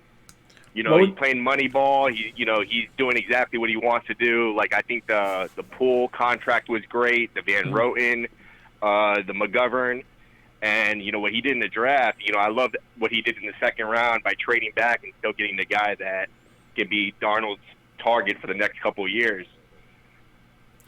What would you say your least favorite pick in the draft was? Maybe the Morgan. I'm not a real big fan of that. I would have liked to go maybe with a veteran quarterback, maybe with a Flacco, because Flacco and Douglas was actually the guy that scouted Flacco and was really high on him and recommended to Newsome to actually draft Flacco. That's kind of what I was hoping for at one point. Once we started getting closer to the salary cap and like seeing how much, I don't know how much money we have right now. I don't know if all the contracts are actually officially in, but I feel like Flacco's going to cost you around $12 million. And if I had to let that $12 million work for the team, I'd probably want to push that towards edge rusher. And then I'm okay with a rookie quarterback. The only thing is you're probably not winning a game with your rookie quarterback or with your backup quarterback. Yeah, because Morgan's very, very green. I mean, I think a better route would have been Fromm from Georgia. See, a lot of people have said Fromm. I don't really like him. I don't know why. It's just something about his game that I just watch. And I'm like, nothing special. Like I thought that Morgan had a monster arm, and I'm kind of looking forward to watching that in the preseason. I think part of it was Gase's. I think the kind of quarterback that Gase and the kind of quarterback that Bill Belichick would want are probably similar type prospects. Like, I think they're looking for a real brainy type guy, one that's a captain, maybe a little bit more of an underdog.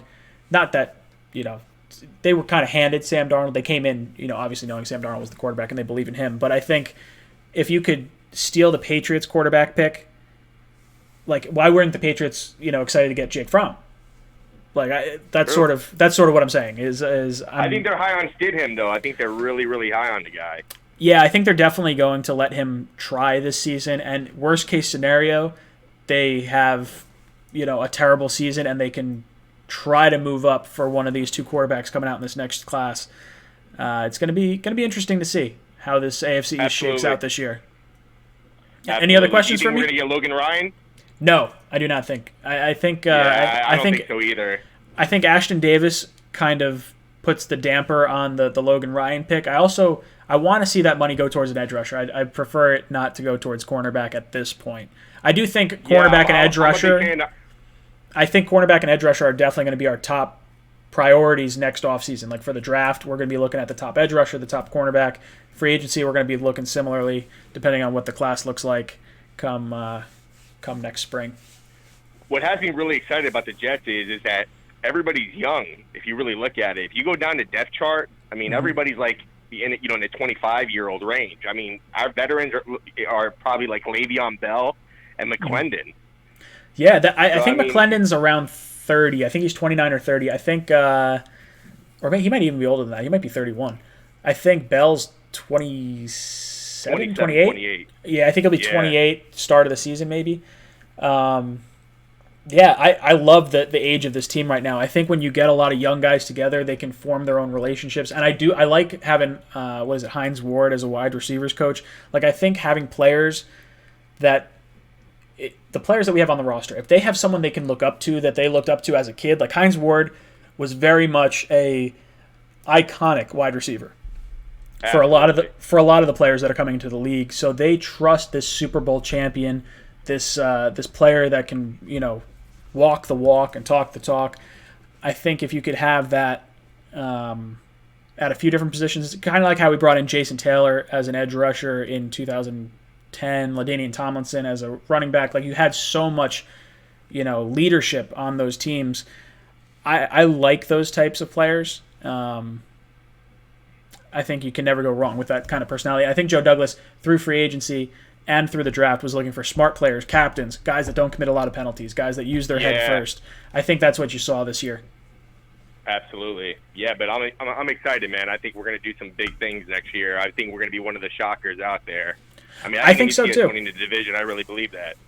I think it's going to be close. I think the Bills have to get the nod right now just based on what we saw last year and how we kind of project their offseason to go. The Patriots are the wild card for me because I think the Dolphins might still be the worst team in the division. I think they did get a lot better in free agency, but it's still the rookie quarterback. You never know how that's going to wind up. With the Patriots, they've played well without Brady, so I don't know how to kind of anticipate them moving forward. I'm putting them ahead of the Jets right now until proven otherwise. Yeah, because of defense. I still think they have a very elite defense.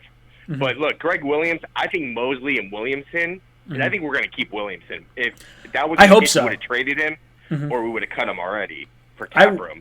I think we're going to keep him. And I'm going to tell you right now, we're definitely going to have the number one rush defense in the league. And I think the secondary is going to be a lot better than what people think. I mean, with Ashton Davis, Jamal, Marcus May, and our corners are not that bad either. I think our corners I think our corners can't be worse than they were last year. Like, they're all a year better. We got rid of Tremaine Johnson. I think that's like an easy thing for me. And the run defense playing in the beginning of the season. Oh yeah, and then the run defense is going to get better because you have Quinnen Williams coming back, and then you're getting Mosley and Williamson back from injury. And I hope Williamson does stay on the team because I really like Avery, and I wanted to find a reason to keep him. I just kind of thought that Douglas would eventually move on from him just because of the money situation.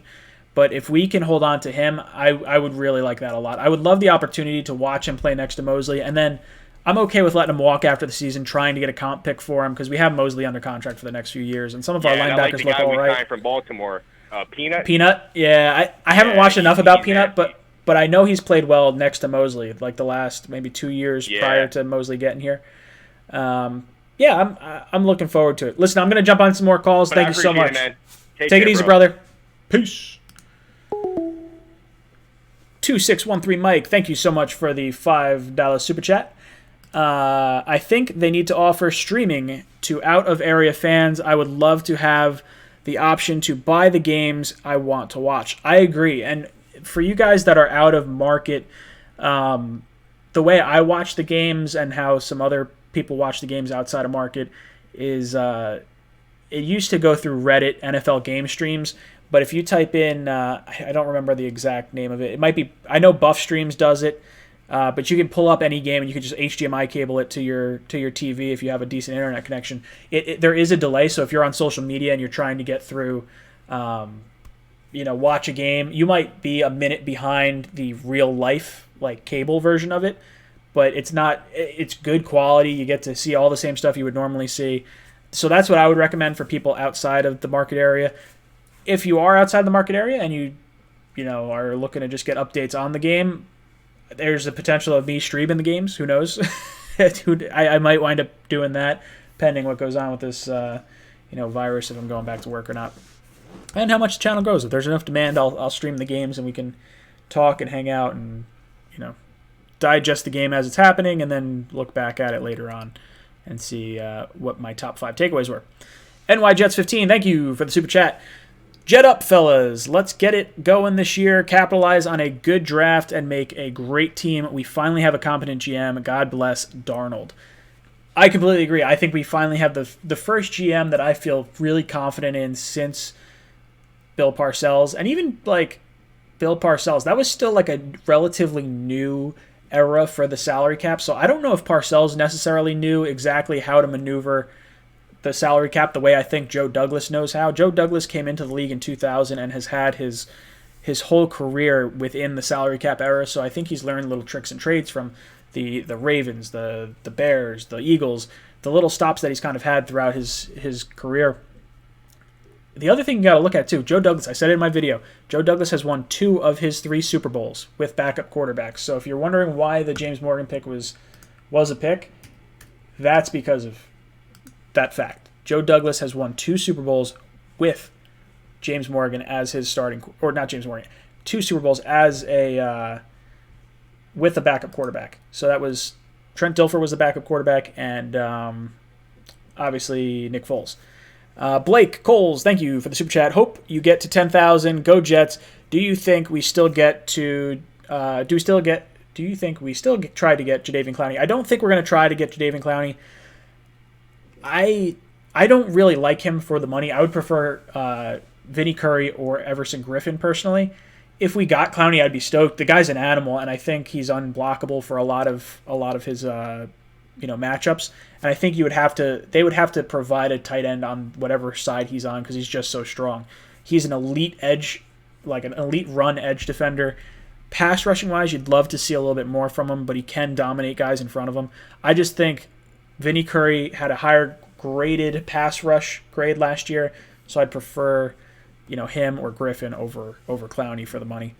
And thanks. I hope I get to 10,000 as well. If I get to 10,000 subscribers before May 29th, I get to wear my pilot hat for my wedding.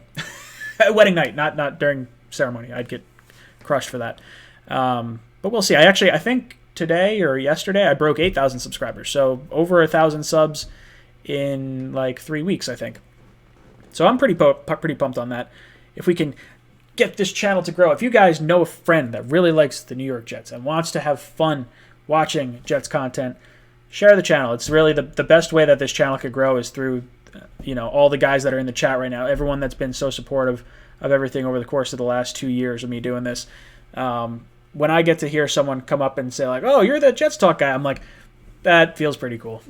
It's nice to see it. It's nice to see people share it. I'll see my videos, like I post them on Facebook, and then I'll get a little notification that says like, "Oh, your video's been shared 10 times, 15 times." And I don't, if you have private posts, I don't get to see what they are, but it is nice to see like, oh, someone is sharing it in some capacity. It feels good. Luis Vasquez, thank you for the super chat. Keep Avery and play him on the other side of Jenkins. We're stacked at cornerback. Bless Austin, cornerback 1. Desir, quarterback 2. Poole, number 3. And depth with Ashton, Quincy Wilson, Mollett, and rookie who I'm high on, Bryce Hall. Now, Avery on the other side of Jenkins would be interesting. It depends what kind of front we're running.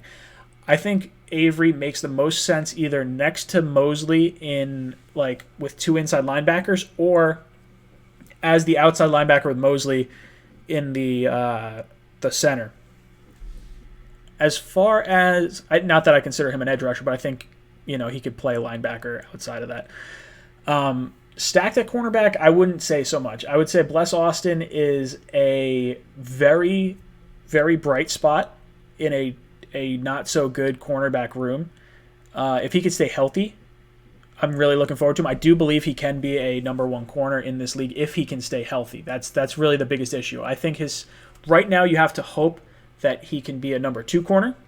I think that would be based on where you picked him in the draft. You don't want to like say he could be a number 1 corner and then fall flat on your face. But I see some good traits. I'm not trying to blow too much smoke, but I think he can be a number 2 corner in this league. Desir, I think, is a number 2 corner in this league. I think Poole is a great slot corner. I think he's one of the best slot corners in the game. Now, Ashton Davis, Quincy Wilson, Mollett, and Hall, they bring a bunch of depth. I think we're going to have a lot of competition there. I don't know if it's going to be a good group of players. I think they're going to be good enough to make this defense at least top 10, assuming we can get similar play out of Jamal and similar play out of some of the other pieces coming back, because we're facing a harder schedule. So could we see a better defense but be ranked 12th? Sure. It's a little goofy, but yeah, you could see that. Where is Grandpa? I haven't seen Grandpa Mark call in yet. I do have to bring the phone back up. I took the phone down for a second so I could kind of monologue with some of these super chats. So I apologize there. But I'm sure Grandpa Mark will try to call in. He did call in during the live stream. Jack Alt says, I got both my friends hooked on your channel. Thank you. I appreciate that. It means a lot when I see that sort of stuff. TV is usually your best player. TV, it usually is I don't know what you're talking about. Answer my calls. I got 917 area code. I apologize. I was not taking calls. I was supposed to. I just wasn't. Hey, what's up, dude? Welcome to the cockpit. Hey, what's good? Oh, hanging in there. What'd you think of the draft? Oh, it was a good draft, actually. I think it was. Joe Douglas is one of our best GMs we got. Yeah, I think so too. Who was your favorite pick? It either has to be Mims or that Hunter. Who do you think was your least favorite pick? It was probably. I'm gonna be honest. I don't really like Ashton Davis. I don't like him at all. That's fair. I think that's fair. I think at that slot in the third round, I was very disappointed in getting a safety. I wanted more of a wide receiver or an edge rusher, something more in that realm. Yeah, I agree. I think we should have got another wide receiver in the draft besides one. You know. But what do you think on the quarterback? I think it was very early for a quarterback.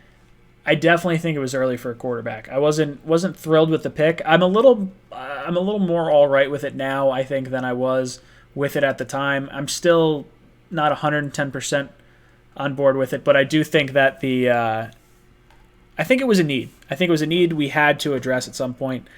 If that's where they felt they needed to get a quality backup, it is what it is. You need a quality backup in this draft. I don't know. It's tough to tell right now. I want to see these guys in preseason before I grade them too harshly. But position-wise, I was thrown off in the third round. Or fourth round, sorry. Yeah, it's just... I'd be honest. I saw his highlights. He's not bad.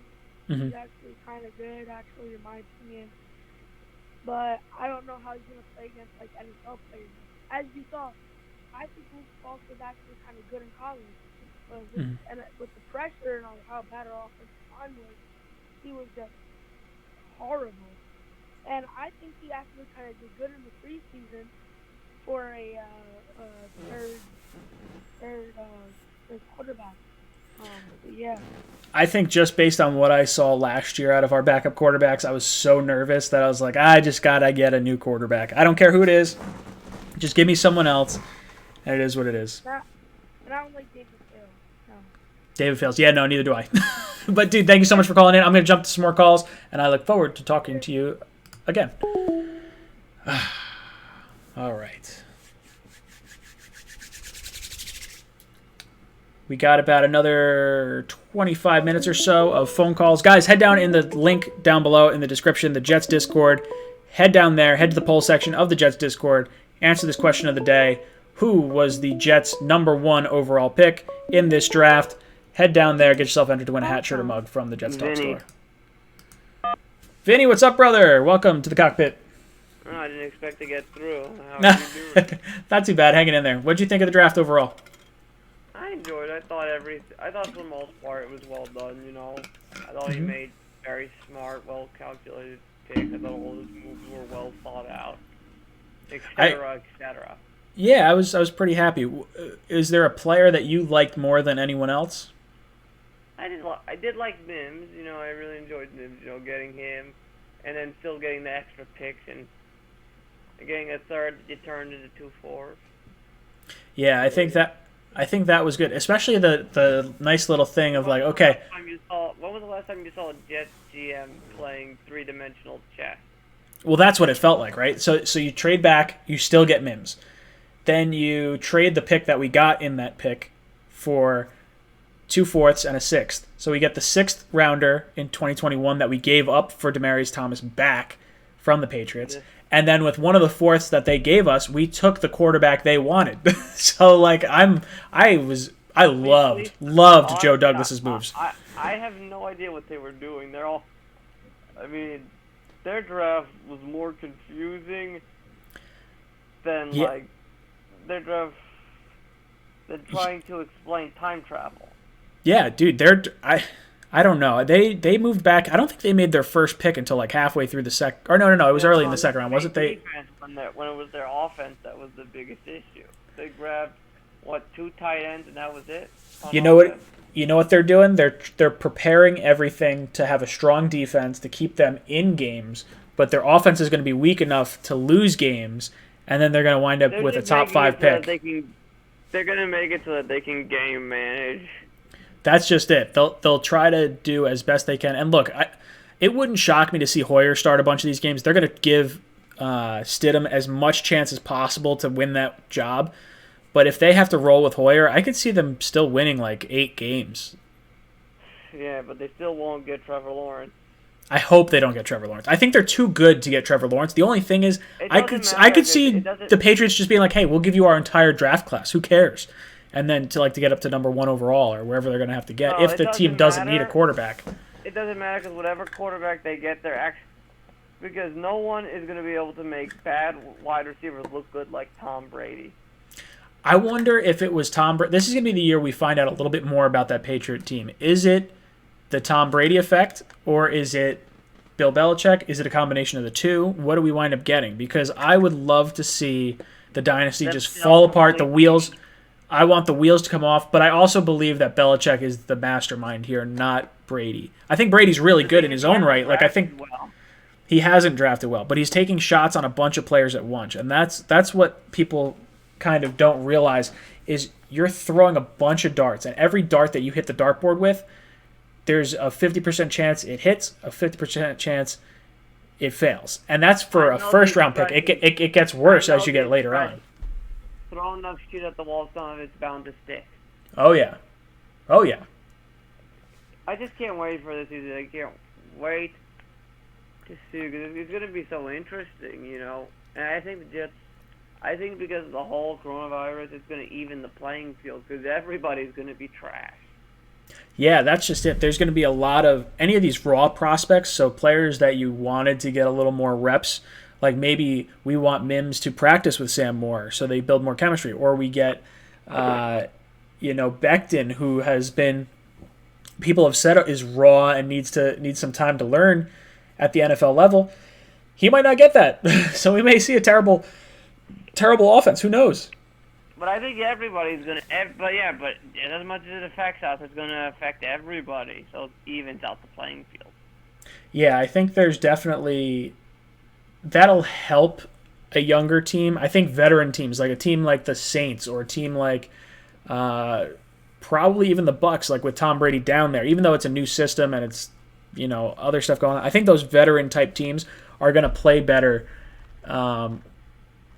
with the shortened season than you would normally see with I guess given a normal season. Well, I don't know. Is the season going to be shortened? I think at the very least preseason is going to be shortened, and I think training camp's going to be shortened in some capacity. It wouldn't shock me if it was delayed.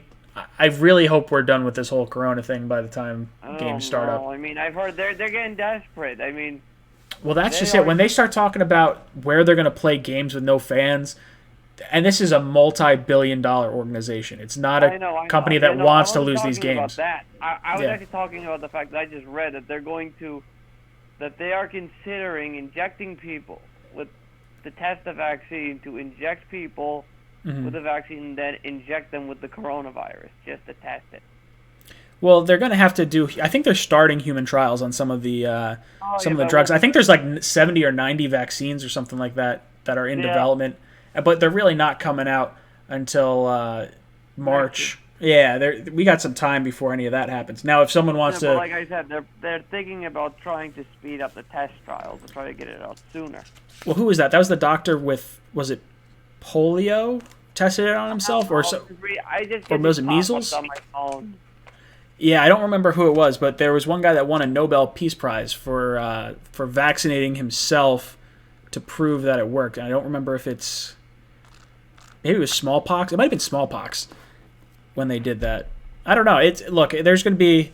There's a lot of interesting stuff that's going to come from that because it's not even just going back to work. Like, I'll probably go back to work before a lot of other people because I work in golf, and it's one of those things that you can it's 4 guys in a field. You can sort of social distance just by having it open, but there's no guarantee that you're going to be allowed to have large gatherings, which is what an NFL team is and what an NFL game is. You have 100 players, you have at least 20 to 40 coaches. It's a 52-man roster, so it's 104. It's 104, but then you also have the coaches, the medical staff, the referees. These are all counted in that group. So it's anyone within the facility. So if you'd have to be on a field with like no janitors, no like nothing, because the building is still considered. Now maybe if the building's massive like a stadium, you can get away with like a janitor. But I know when we were talking about our wedding, one of those things that was an issue was even if you could get 100 people in a room, you would have the issue of the servers, the wait staff, the kitchen staff counting in as part of your lump sum of people. So the group gatherings is going to be the biggest thing. Like, I think people will be back to work by the time the games start. It's just a matter of figuring out the logistics to make the games work with that many players. All right, dude. I'm ejecting you. I love you, Vinny. Boom! You're out of here. I'm going to need golf to come back real quick, says Brendan Miller. Did you hear I don't know when it's supposed to happen, but isn't Brady, Peyton Manning, Tiger, and Phil, I think they're all supposed to play at some point. I don't know if it's a 2v2 or... I'm down to watch that. Manny from Orlando. Hey, what's up, brother? Welcome to the cockpit. Oh, hi, Ryan. How are you today? Hanging in there. What'd you think of the weekend? Oh, it was great considering we haven't had sports in such a long time. Oh, it was a nice, refreshing breather. What was your favorite pick from this draft? Oh, I got two. I mean, I love the trade down after the fact. During the fact, I almost wet the bed. But after I lost the fact, it. Still getting Mims. Oh my gosh, I was on a call with my friends, and they're just looking at my reaction. They're different teams. They're just looking at my reaction the entire time, like, oh, I think he broke. I think just like, no. Oh man, when they traded down with Mims on the board, I was ready to throw my computer out the window. I was like, no! Oh my god! Oh, that's the pick I wanted. And then they end up getting him anyway. And I'm like, he's a genius. Oh, he knows more than I. It was so huge. Him trading back, getting the player we all wanted is just it shows how much he's just on another level than any one of us. I was like, oh, he's a late first round pick. He knew he's like, oh, late second, got it. I think in general, I just think that the amount of receivers that were still on the board, he just was comfortable in general seeing Van and Claypool and Mims. Yeah. He was probably like, you know what, I'm getting somebody. Yeah, and just the fact that and it's then still Claypool. Mims, and Claypool went one pick after us trading down. We were at 48. He went 49. I was like, oh, no. I was like, oh, well, that's just it. It's like, okay, at least there's a few guys there. And I thought Claypool was going to make it to the third. So I thought for sure Claypool was going to be fine at the late second. I was like, all right, if that's the pick we have to make, not thrilled with it being our first receiver that we take, but whatever it is. And then, Chenault comes off the board, and Claypool comes off the board, and we're kind of coming around. I'm like, oh, no, please, Mims, just get taken. I will say, though, the other pick that I absolutely loved was, I think just like everybody else, they love the Bryce Hall pick. I mean, getting that guy in the fifth. I was shocked he was still there. It's the injury. So I think in general though, it's a crazy cornerback room now because really everybody's at least 6 foot, except for obviously Brian Poole. But everybody's got height. Everybody's got pretty good speed, right? It's obviously Douglas likes his corners one type of way, right? Sure. 6'1", 6'2". I think he's planning to get whatever Williams wants. So I think if Williams likes those press man corners, I think that's exactly what he's trying to target. But I do like the room now, having even the undrafted free agents between Lamar, and then we had another corner that looked like it was about a 5th or 6th round pick. It was almost like Guidry or something like that. I can't remember his name. We had. Yeah, what you mean undrafted free agents? There was undrafted, yeah.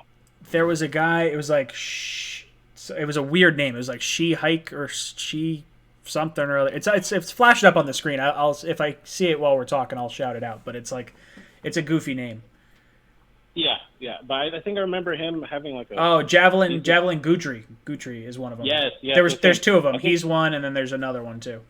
I think of Guidry, and I think he was still rated not very high, but like a 5th, 6th, something like that.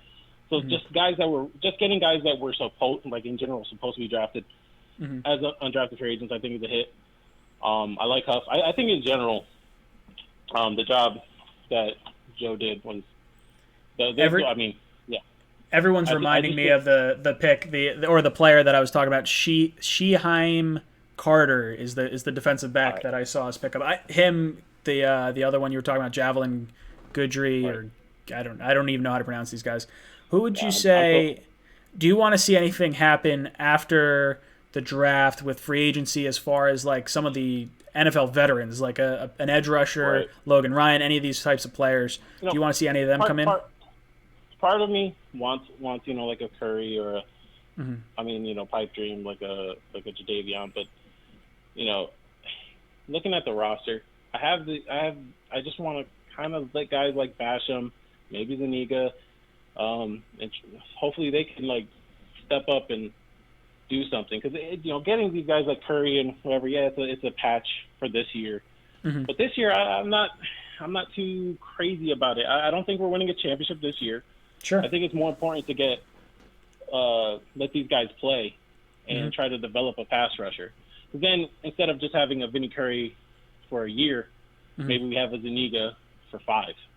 Well, that's so that's just it. Like I'm of the mindset where I want a veteran until the rookie proves he can win. So like I'm fine with Zuniga like getting his reps in rotational sort of in a rotational fashion, as opposed to maybe having him start the entire year. Like if I know I can get solid production out of Vinny Curry, I would like that. And then also learn how to be a pro. Like if he can learn from someone like a Vinny Curry or an Everson Griffin who's been in the league, and he can say like, hey, this is how you have to train. This is how you have to, carry your weight. Now maybe Mosley can do that, and maybe you don't necessarily need an edge rusher to groom a guy that's playing edge for you.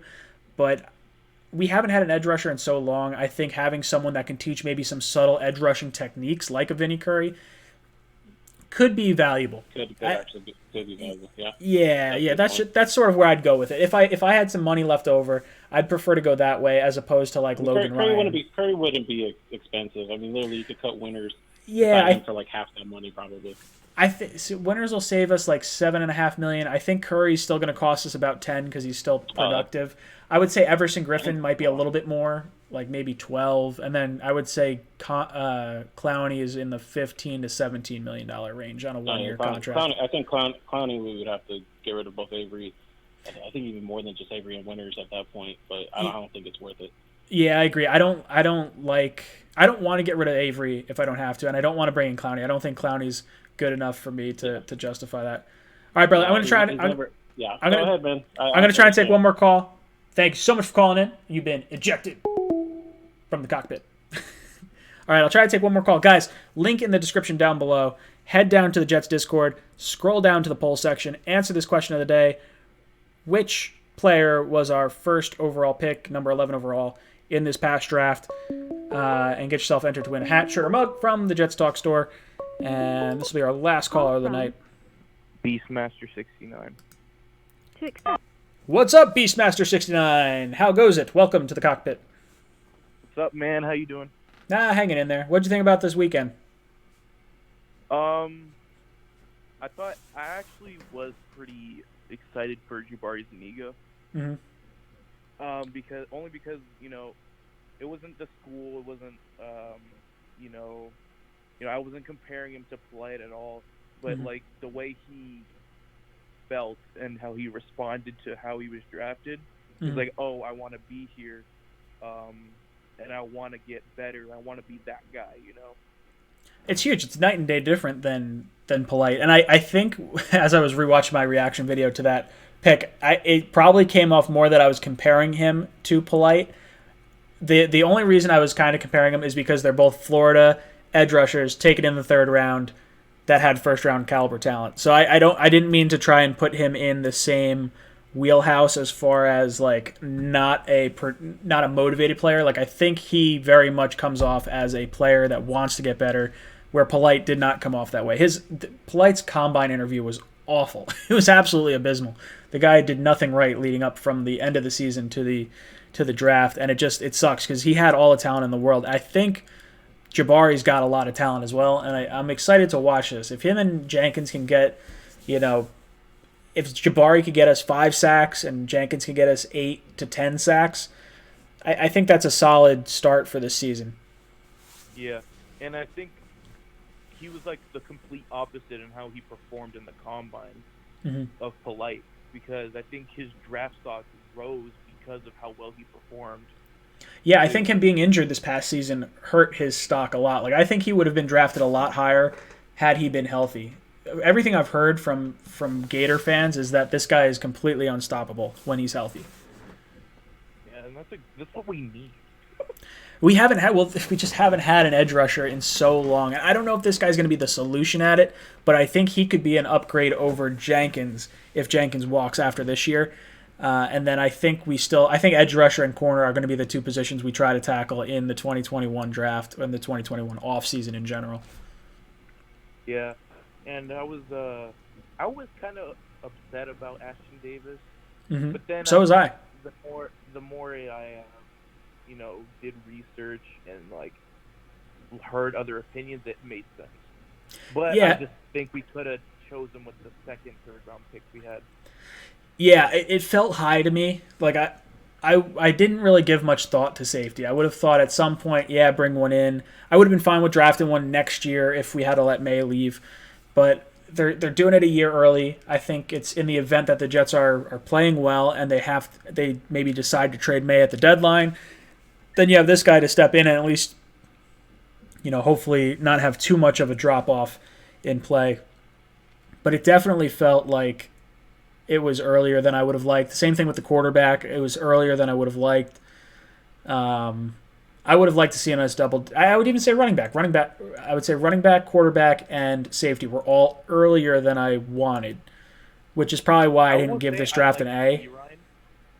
I do like it. I like the pick. I think that the pick makes sense based on what I saw from Bilal Powell and Le'Veon Bell last year. Like, this running style seems to fit what I imagine Gase's system in an ideal situation looking like.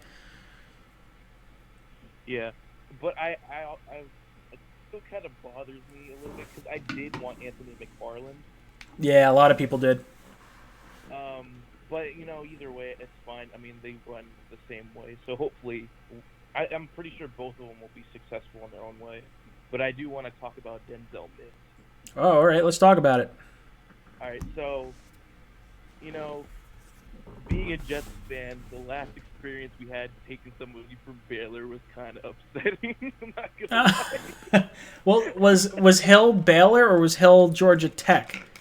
I'm trying to I'm talking about Bryce Petty. Oh, Petty. Okay.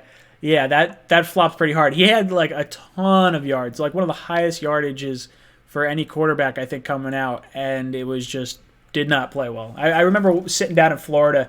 I went down to visit some family, and I was watching him play, I think, against the Rams, and it was so ugly.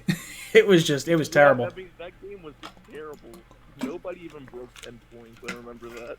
Oh, no, it was just ugly. Listen, ask me, what do you got? I did research on like what wide receivers have come out of Baylor and such, and none of them really stand out other than Josh Gordon, but Josh Gordon kind of screwed his career a little bit too. But I don't know, I feel different about Mims. Like he doesn't feel like a typical guy that comes out of the draft. He seemed pretty upset that he fell that far. I would be too. I think Mims was. If I had to rank my receivers in order, I'd have it Lamb, Judy, Ruggs. I like Jefferson. Jefferson's not necessarily the type of receiver I'd want the Jets to bring in. So, I mean, maybe I put Jefferson. Then it gets a little dicey from there because a lot of people want to put Higgins based on his college production. I thought Mims had the more impressive tape, to be honest. I liked Pittman a lot. I have no problem with Pittman going ahead of Mims. I was a little surprised, but I had no problem with it. Chenault was, legit when healthy, and I think he was going to go to Green Bay, to be honest. So did I. I thought Mims' floor was going to be Green Bay. When I was watching Tom Grossi, one of the Packers YouTubers, his initial reaction was that he wanted Mims. That's who he wanted. If he had to guess a player for them at 30, I want to go back and watch his reaction for the the love pick. Wanted Mims too. Yeah, the Eagles had a weird draft. I wasn't really expecting them to take. I think they take Rieger in the first, Yeah, and he. I was literally so sure they were going to choose Jefferson. Yeah, so was Jefferson on the phone. Yep. And then my brother was like, "No, he's on the phone with the Vikings," and I was like, "Yeah, right." And then they chose Rieger. Yeah. And I was like, "Oh, please." I was stunned. So with Rieger, I'm thinking they're trying to replace a retiring. Sean Jackson. No, not well. Jackson, yeah, I think ideally that would be what they hope. I don't think he's retiring yet. I think he's still staying there, but I think they're trying to replace Sproles, like that punt returner, that shifty guy. That's kind of where I saw him as the type of player. I think he's a high caliber player. I like him. I just didn't see that player as the pick for the Eagles. It felt a little off to me. I think the Hurts pick was interesting from them. I've heard rumors that they're going to try and play 2 quarterbacks at once at times, have them both on the field.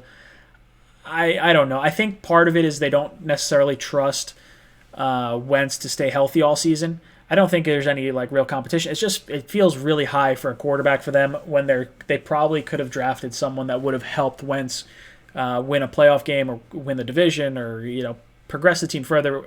Where I don't think Hurts is going to do that right now. I mean, he might long term, like maybe you get a draft pick for him, but you already took him in the second round. So how much more value are you going to get out of a backup quarterback if you're locked into Wentz for a few years? So this looks like a Taysom Hill type situation. That's that's a good way to put it. I think Taysom Hill is I really enjoy watching him. Do you think they use Hurts outside of quarterback? Like, do you think they try to use him more as like a weapon, kind of like Hill? I heard he was benching a lot of weight. Like, I heard he's like a freak athlete. That would be interesting. Then you can get me on board because now when you do an end around, you have a guy that can throw the ball with a tight spiral, or you do a flea flicker or some kind. There's a lot of different ways you can get someone of that caliber involved in the game. It's just if you're trying to run 2 quarterback sets I think they tried to do that with Chip Kelly and it just sort of like did not work well. Didn't work. Yeah. Okay, one more thing. Yeah, shoot. The undrafted free agent, I think that's going to be very underrated. Mm-hmm. And this guy didn't get a lot of yards. Like I think he had below 500 yards. Mm-hmm. But I think this guy could really help us in the end zone, and it's Lawrence Cager. Yeah, Cager is a popular pick for a lot of players. He's the wide receiver from Georgia, I think, right? Yeah, he's like 6'5". He's huge. He's huge. He's a big red zone target. I think he was from Miami first. I think he played 3 years in Miami, and then I think he went to Georgia. Yeah, he had 8.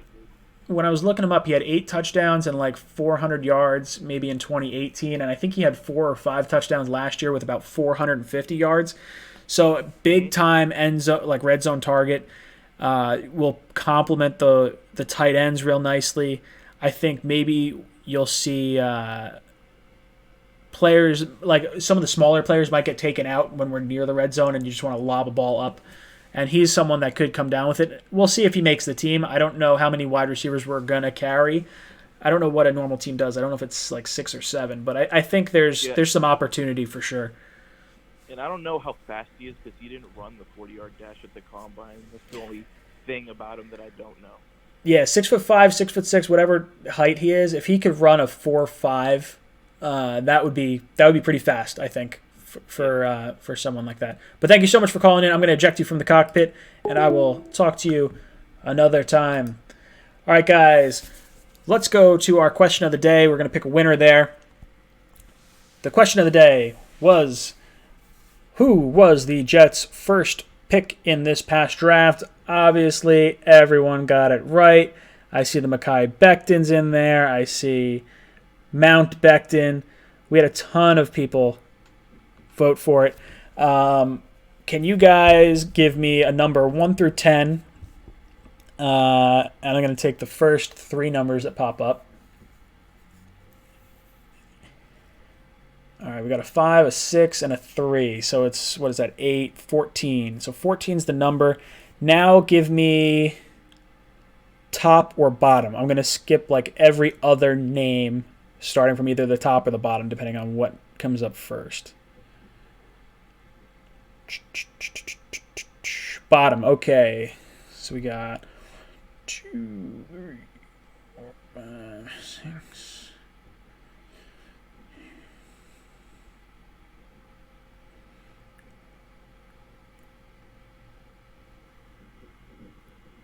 All right, so the winner of today's raffle is going to be, it's like Love in Life. It's Levin Life, Levinlife.